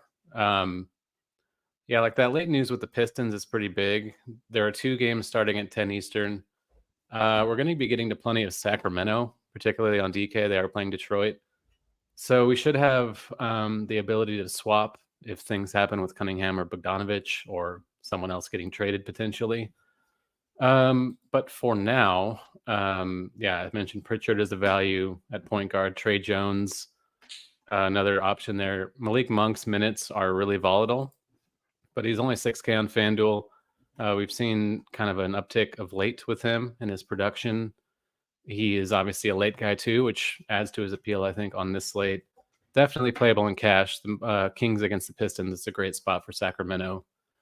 Let's see. Nick Smith. Cody Martin is in for the Hornets. Gordon Hayward's still out. Nick Smith has had a role lately off the bench. He's 4,100. I would prefer to not do that because he's Nick Smith and still not a very good per minute producer. Emmanuel Quickley is the guy popping into most optimals here at 7,400 on FanDuel. Raptors get that great matchup against the Hornets. Quickley's usage has been way up since he came to Toronto. He looks good. Definitely a solid cash play, kind of in the mid-range. Let's see. Noto has James Harden tagged as a core play. They're playing the Pelicans at home. It's another late game.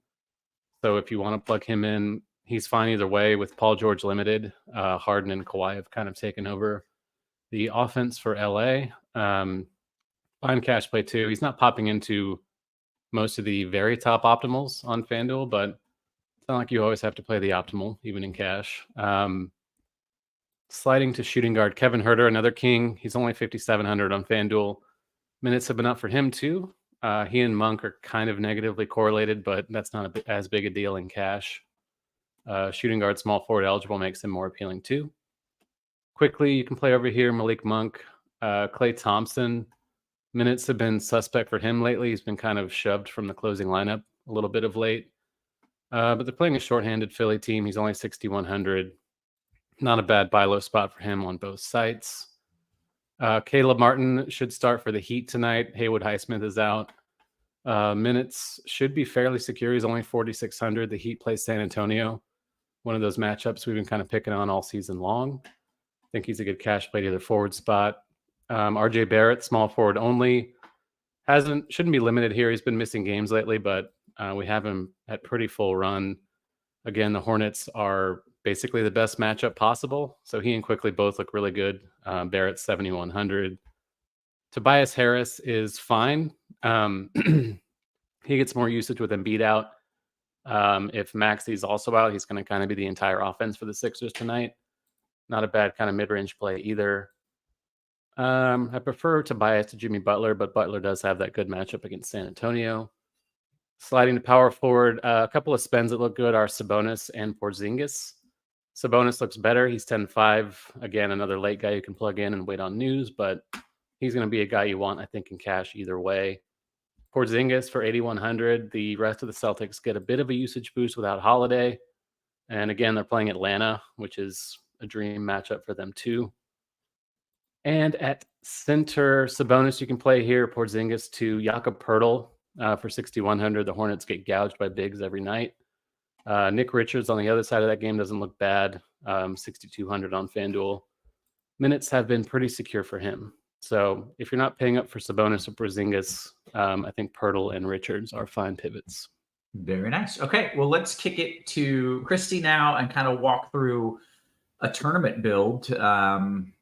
Where are you starting? Can you give me like a zoomed out, like this is a matchup I'm trying to focus on, or you can just go position by position if you prefer.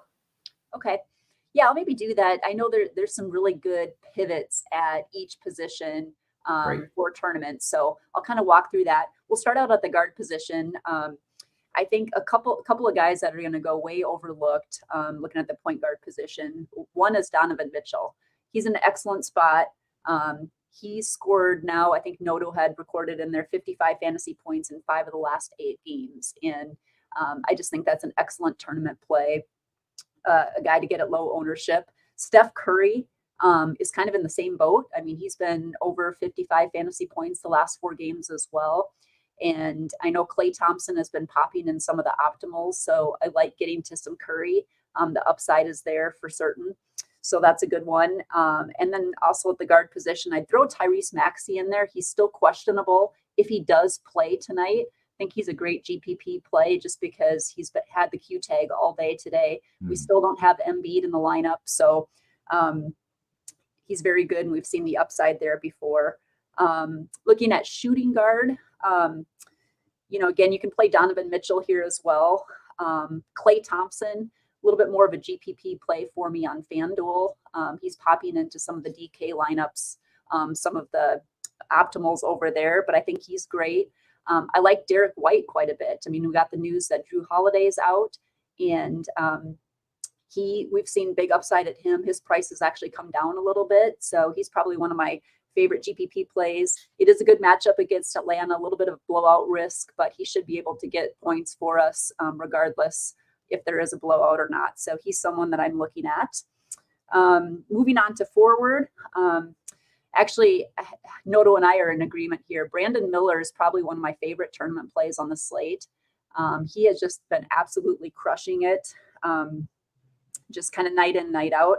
He also has had 50 plus fantasy points in 3 straight games, and he's still priced too cheap just for what he's doing. So I like him on both sites tonight and a big tournament target for me. I think you throw Jason Tatum in there as well. Again, you've got some blowout risk, but he's been putting up big points and big numbers for us. And so he's a guy that I have exposure to. At power forward, Jarrett Allen, I think, is a tremendous play tonight too. He's just facing a team that just doesn't rebound. So, I mean, you got to have some exposure there. He is priced up, but I think he's worth it. And a nice pivot there. And then Kristaps Porzingis, again, kind of going back to that Boston game. I think Tatum, Derek White, all really, really great plays. And, a couple of them are going to go overlooked just because there are so many great games in that Sacramento game coming up later. Getting to center too. I mean, we talked a lot about Domantas Sabonis, and I think he's great. I think he's great in tournaments. I think he's a guy, either getting to Sabonis or De'Aaron Fox is something important in tournaments as well, just because that's such a great game environment for us tonight. I think Nick Richards is a great price point in that Charlotte game. And someone that I'm looking to get exposure there. And Wemby is more appropriately priced. He's way too cheap on DraftKings, but I think getting to him on FanDuel is a great idea. Just his block upside alone is huge. And I have a ton of interest in him tonight as well. Very nice. Kristi, I noticed a lot of the guys you said were, people who can put up 50 plus fantasy points.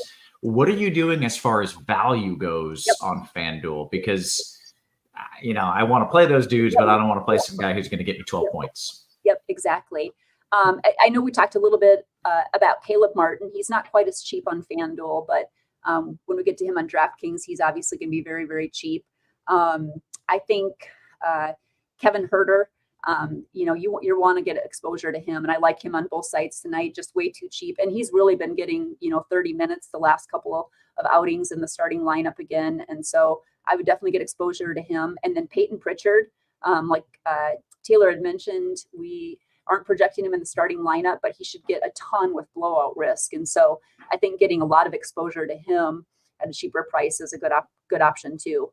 I think you could throw Trey Lyles, not someone I'm super excited about, but getting exposure to the Sacramento game again is an option.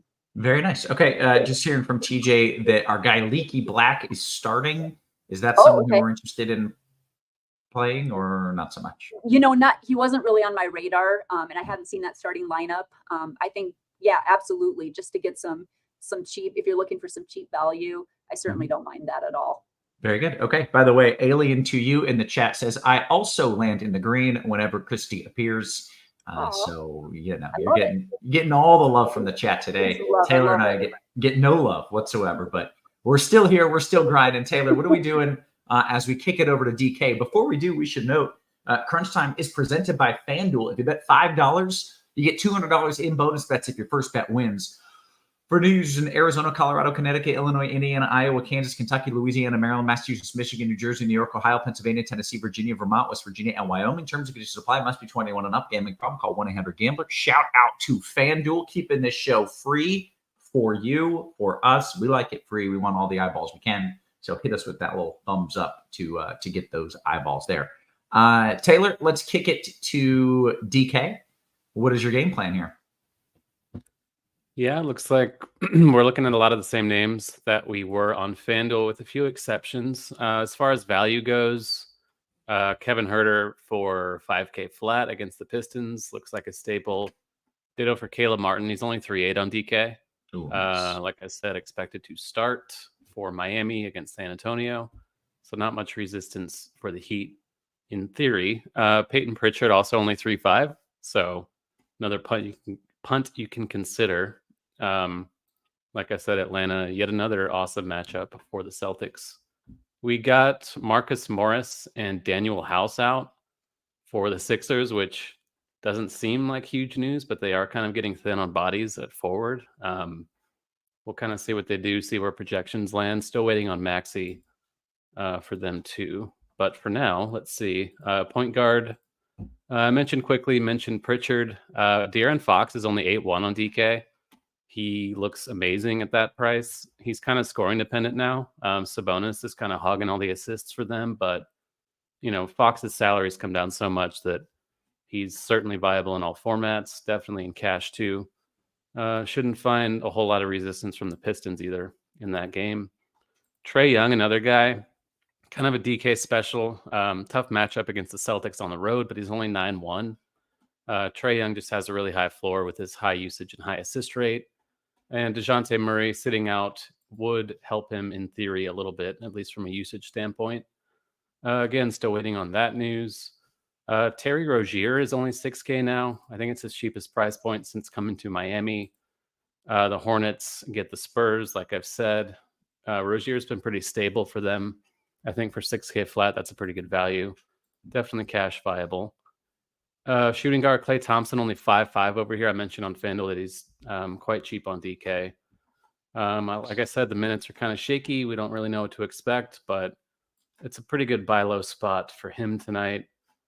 Once again, looking at RJ Barrett, Malik Monk is only 5.4 on DK. Rozier, you can play at shooting guard.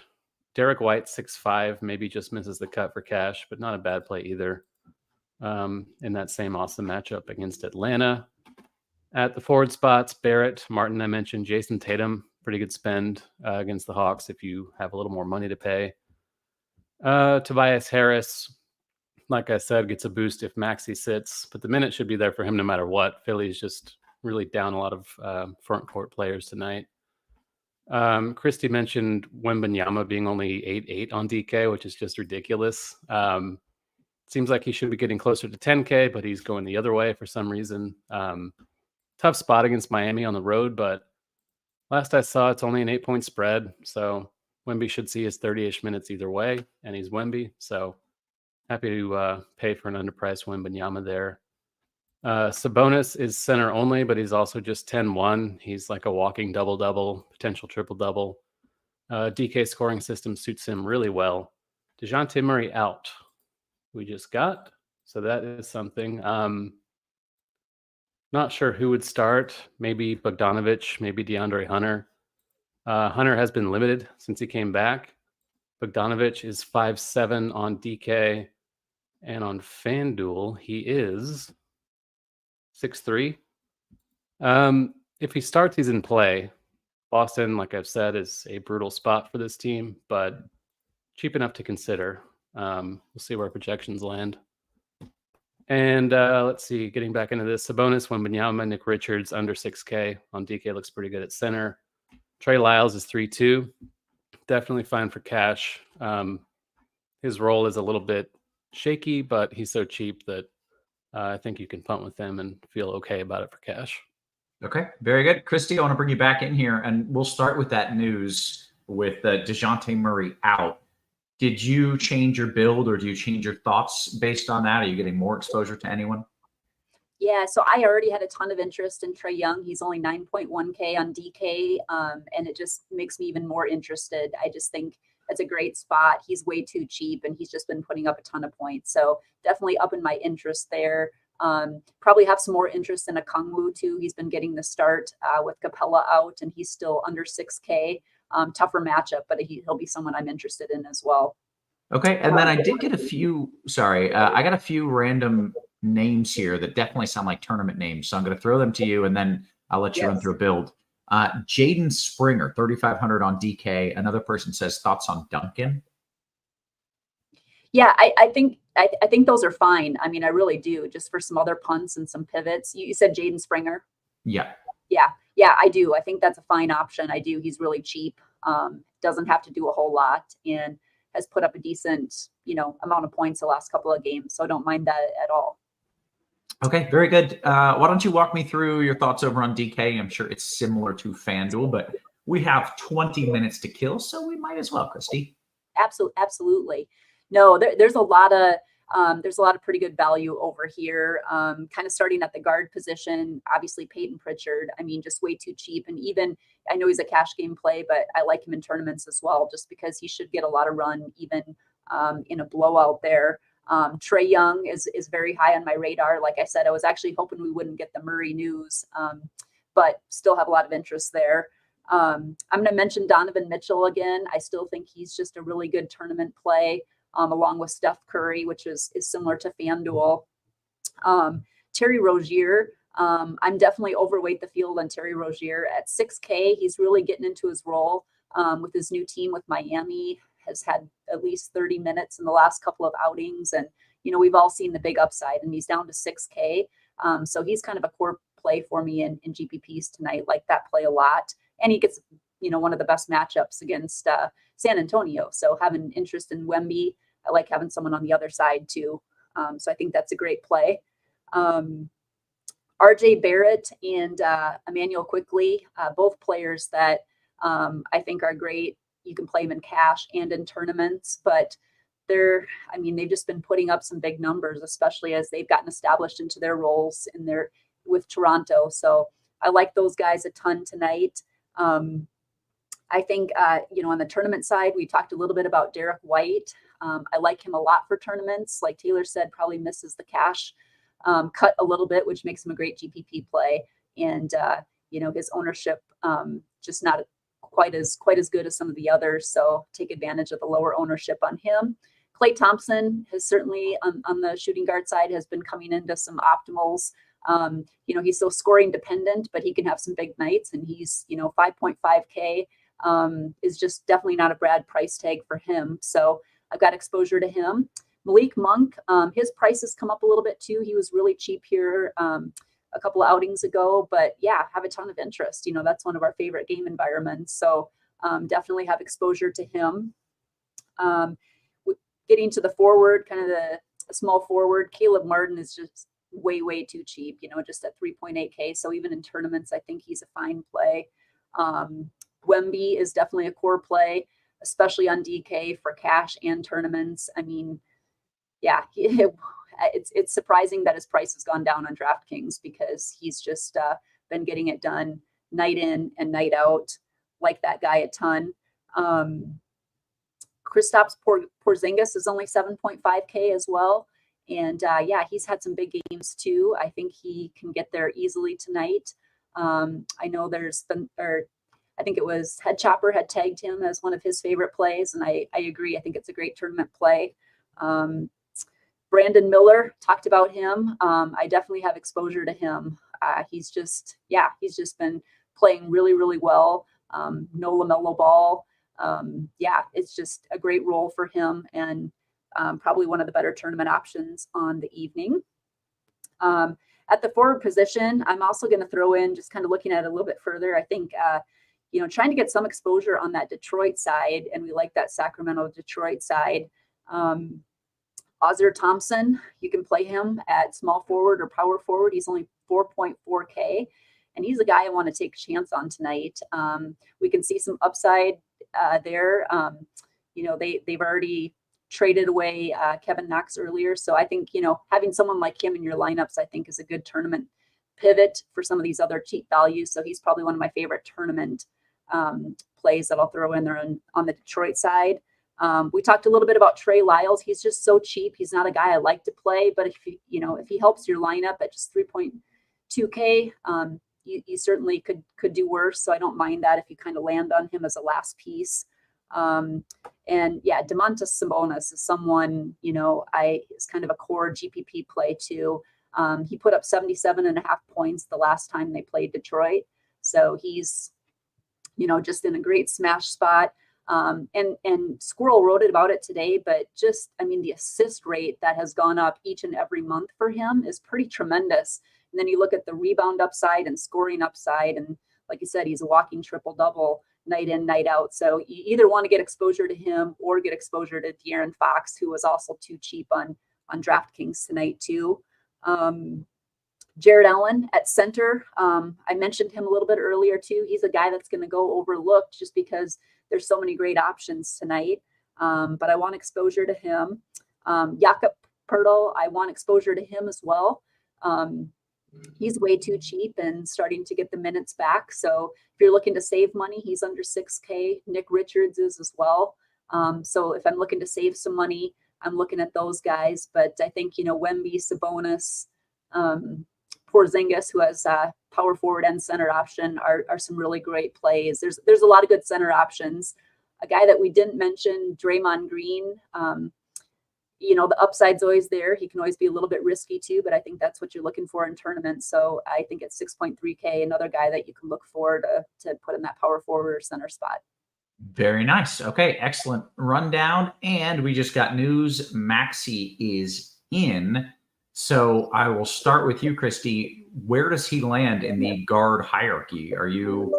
Is he like kind of a core for you now, or he's just another guy that you could throw in there? He's definitely another option. I think, here's your chance to get him at extremely low ownership. And, the fact that Embiid is out is very important. You still got Melton out. They're just missing a lot of pieces there.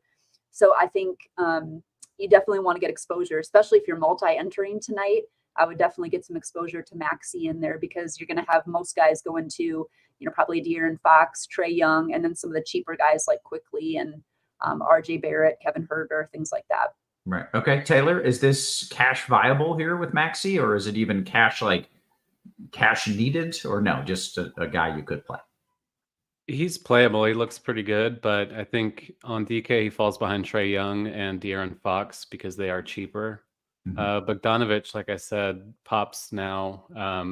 Projections have updated at 5,700 on DK. He's popping in everything, and at 6,300 on FanDuel. So even against the Celtics, Bogdanovich looks like a cash play too. Okay, and then we were talking about Springer, or at least potentially playing Springer. Now with Maxey in, is Springer still playable, or is that kind of the death knell for him? He's out of the lineups now. Kristi? I probably wouldn't play him now, just knowing what we know, just because we have some other cheaper options that you can look to. So for me, I'm not looking at him as much as I was earlier. Taylor, I assume you feel the same way, and maybe you weren't even getting there to begin with. We do have him currently projected to start, which is something. He's up for 26 minutes. That's what we have. Nothing official, of course, yet, but in 26 minutes for 3.5 on DK, he does look playable. On FanDuel, yeah. On let's see, FanDuel, he's 4.7. Not as important over there, but I do think he's cash viable if he starts on DK. Okay. And I'm glad you specified that price difference, because the question was, is he still playable on FanDuel? And the answer there is a little dicey on FanDuel. It's dicier, yeah, for sure. Very good. Guys, we have about 12 minutes until lock, so I'm going to dive into some of these QQs. Let's see what we've got. Of course, I'm starting in the RG Discord because that is where all the cool kids hang out.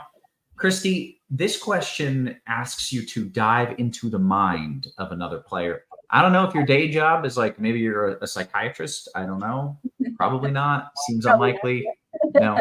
The question is, Clay seems like a guy that would chuck after getting benched last game. What are your thoughts?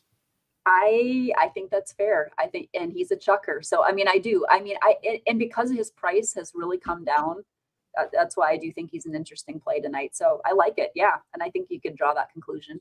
Very good. Okay. DK GPP question, Kristi, I'll come right back to you here.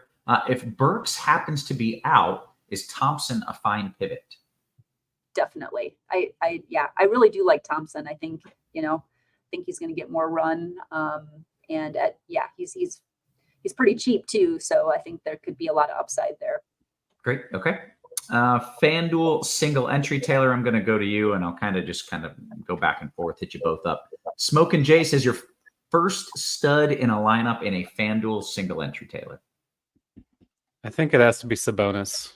He's just in a smash spot and not many stars on this slate. Okay, great. Taylor, I'm going to make you work for this one from Mixtape Dave. DK single entry, your favorite player at 5,700 or less. I assume this is the util because he did not specify. It's probably going to be Bogdanovic now, but let's scroll down and see. Yeah, Richards maybe, but I think Bogdanovic gets the edge. I don't mind PJ Washington as a flyer if you want to get frisky, but yeah, Bogdanovic. Okay, great. DK GPP, Kristi, you like Allen or Ingram in a DK GPP? I like Allen. I think he's in a good spot tonight. He's one of my favorites. Okay. I like this question a lot from Fluff. FanDuel GPP single entry, Kristi. Do you spend up for Trey or Sabonis or both? And if you're doing both and kind of the chalky cheaper plays, is that just too much chalk? No, I don't think it's too much chalk. I think there's enough places to get different tonight because there's actually a lot of really good plays. If I'm looking at one between the two, I'd want to get Sabonis in there. He's just a good price on FanDuel tonight. But if you can get to both, I think that's great. Okay. I will pitch you two against each other now for Smoke and Jay's question. FanDuel single entry GPP, your favorite Martin brother. Kristi, you can go first. They're both good. And with Cody playing now too, on DK, it's definitely Caleb for me, just because the minutes are there and he's way too cheap. So I'd probably go Caleb. Well, this is a FanDuel question to make it more difficult for you. Okay. So on FanDuel, I am going to say, I'm actually going to say,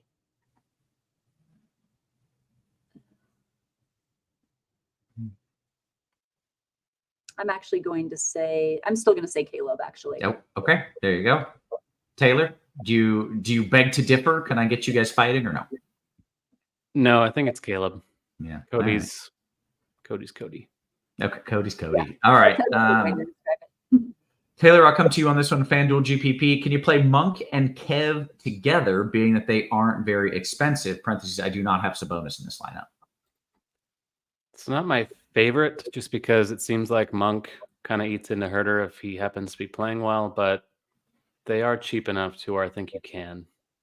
Okay, great. Scrolling up a little bit in the YouTube chat, make sure you hit us with the thumbs up if you're watching on YouTube right now. And we will start with this question. It is just a simple name and a question mark. KJ Martin, question mark. Kristi, KJ Martin? Not for me tonight, no. Yeah, I like some of the other cheaper values, so no. Okay. Arson says, your thoughts on Kispert, Taylor? Any Kispert interest? No, they're playing the Cavs, which is a rough spot. I get that he's cheap and projected for minutes, but ideally not. Okay. This is a good question from Anthony in the chat. Your best low-owned value plays on DK. It seems like some of the chalk on DK is coming with those cheaper guys that we mentioned, Martin and there's another guy I can't think of. But what are your favorite low-owned value plays? Kristi, do you have any of those off the top of your head? Yeah, I do like Martin. I'm going to throw Ozzer Thompson in there. He's 4.4K. He's probably my next favorite. I just think he's a good play for tournaments. Very nice. Taylor, you got any other names you want to add to that? I do think Ozzer Thompson looks amazing, so I'll just cement that take. Okay, I love it. That works for me. Taylor, Kuminga or Harris on DK? Who do you got? I think Harris still looks a little better. Okay, great. DK GPP question here, Kristi. Is Furkan Korkmaz viable despite Maxey? Or is Niang a better play? Did it specify which site? Like, it says DK, so Korkmaz or Niang. Yeah, I think I would go. Because they're both at the same price. I think I'd actually go Niang. I just don't. Yeah, I think there's maybe a little bit more upside there. But okay, great. Probably. This is a 3v3 DK single entry, Kristi. I'm coming to you here from K-Town's finest. You want Mitchell, White, and Pirtle, or Allen, Pritchard, Sabonis? I like that Allen, Pritchard, Sabonis. Yeah. Okay. Very good. Cash game, Taylor, coming to you. Cody or Trent? Who do you like? I think it's Cody for me. Okay. Brandon pointing out that you kind of look like a villain. Sometimes your screen goes a little dark, and you just Taylor, you like yeah. And then it lights up, when you talk. But you do see right then, definite. Yeah, like DraftKings is a very dark site, so whenever I'm flipping to DraftKings, it's just. Okay, all right, that's what it is. What else do we have? Hoosier Saying Banner says, "Is Scotty Barnes the lowest owned stud tonight?" Taylor, you got your finger on the pulse of the ownership. Is Scotty Barnes the lowest owned stud? Is he a stud? He's a stud, and it does seem like he's kind of like if Barrett and Quickly are going to be popular and he's not, it's a great matchup for the Raptors, so I do like that call. Very nice. Okay. FanDuel question for you. Let's go to Kristi. Josh Richardson or Gary Trent, Kristi? I think I would go with Gary Trent. Very good. We've got about 5-6 minutes here until lock. I'm jumping back in the RG Discord for a bit. FanDuel single entry, Kristi. Trey Jones and Clay or Brandon Miller and Pritchard? I think I'd actually go Brandon Miller and Pritchard. Yep. Okay, great. DK cash question for you, Taylor. PJ Washington as a last piece. The 2v2 is PJ Washington and Pritchard or Caleb Martin and Monk. Both of those sound like pretty good plays. I think Caleb Martin and Monk is the way to go. Great. Okay. FanDuel cash right back to you here, Taylor. Monk or Clay? Still Monk. Great. DK cash again, Taylor. Zinger or Butler? Was that Zinger or Butler? It was, yeah. Porzingis, yeah. Great. Okay. More cash questions. Oh, there's so many. I'm gonna mix it up and see if I can grab a tournament one. Okay. Is Derek White or Hero playable on DK, Kristi? You love your boy Derek White. I like Derek White tonight. Yeah. Yep. I would definitely go him. Great. Okay. FanDuel, Kristi, Duncan Robinson or Kispert? Maybe go Kispert on that one, but yeah, I'm not really getting to either, but yeah, probably go Kispert. Okay. This is a FanDuel question. Taylor, I'm coming to you. Vassell and Caleb Martin. Oh, I'm sorry. No. Vassell and Caleb Martin or Podziemski and Hunter? Vassell and Martin. Great. Okay, fun question from Hammer to both Kristi and Taylor. If you had to put one guy in your GPP to win money, who is it? Keeping ownership in mind, as well as upside and everything else. So Taylor, you can go first. One dude to win a GPP. Where are you starting? I think Kawhi Leonard is someone that no one's going to play. Woo. And yeah, I think he looks pretty interesting. Wow. Okay, very good. Kristi, what do you got here? One guy to win it all. It can be chalky if you just think the chalk can't miss, or it can be off the board. Yeah. I think I'm actually going to go Sabonis. I just think he's in such a smash spot. I really like that guy tonight. So okay, that is fair. What else do we have here? A few cash questions here for Taylor. Monk and Herter, are they both in consideration for DK Cash? Yeah, that's the question. Are Monk and Herter both okay for DK Cash? They're both great in DK Cash. There you have it. Wonderful. Okay. FanDuel cash questions to 3v3 for you, Taylor. Derek White, Asar Thompson, and Sabonis. I think that's the answer. Or Trey, Harry Barnes, and Jared Allen. Definitely the Sabonis one. Yeah. Let's see what we can do here. Scrolling up a little bit. Thoughts on Sadiq Bey, Kristi, for a large field DK GPP tournament? I'm drawn to him with Murray out, he says. Yeah, I think that's fine. I do, especially now that we got news that he's out. I think that's an okay play. Okay. Arsene says, is Sasser playable tonight if Cade is out, Taylor? Yeah, they don't have Monte Morris anymore. They just traded him. So Sasser is going to be a really good value if Cade is out for sure. Okay, great. We have a great post-lock question coming in for Kristi here. But we've got about a minute and a half until lock, so we'll hold off on that for just a minute. Darren says, FanDuel Cash, Taylor, Maxey or Young? I think still Trae Young slightly. Okay. We have about a minute until lock, and as it turns out, we've caught up on the questions. So, Kristi, I will give you this question now. It has to do with building a lineup HQ, which I assume you do. I do. Right? Yep. Yeah, you are a lineup HQ builder. All right. Can you ask Kristi, when she builds via lineup HQ, what are the key things she looks for outside of just points per dollar?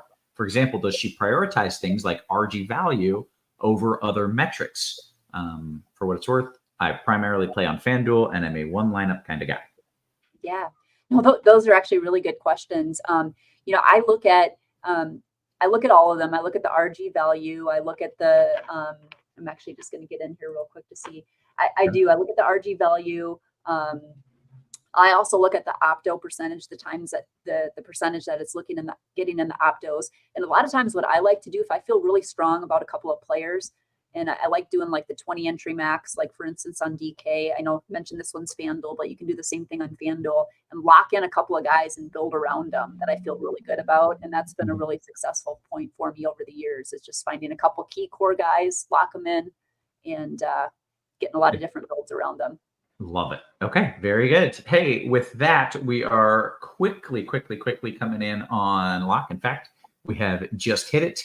Everyone thinks you're a financial advisor. Is that accurate? Are you a financial advisor? Yes, I am. So I actually oversee a wealth management department. And yes, that's wealth management, trust, all that stuff. So yes. Okay.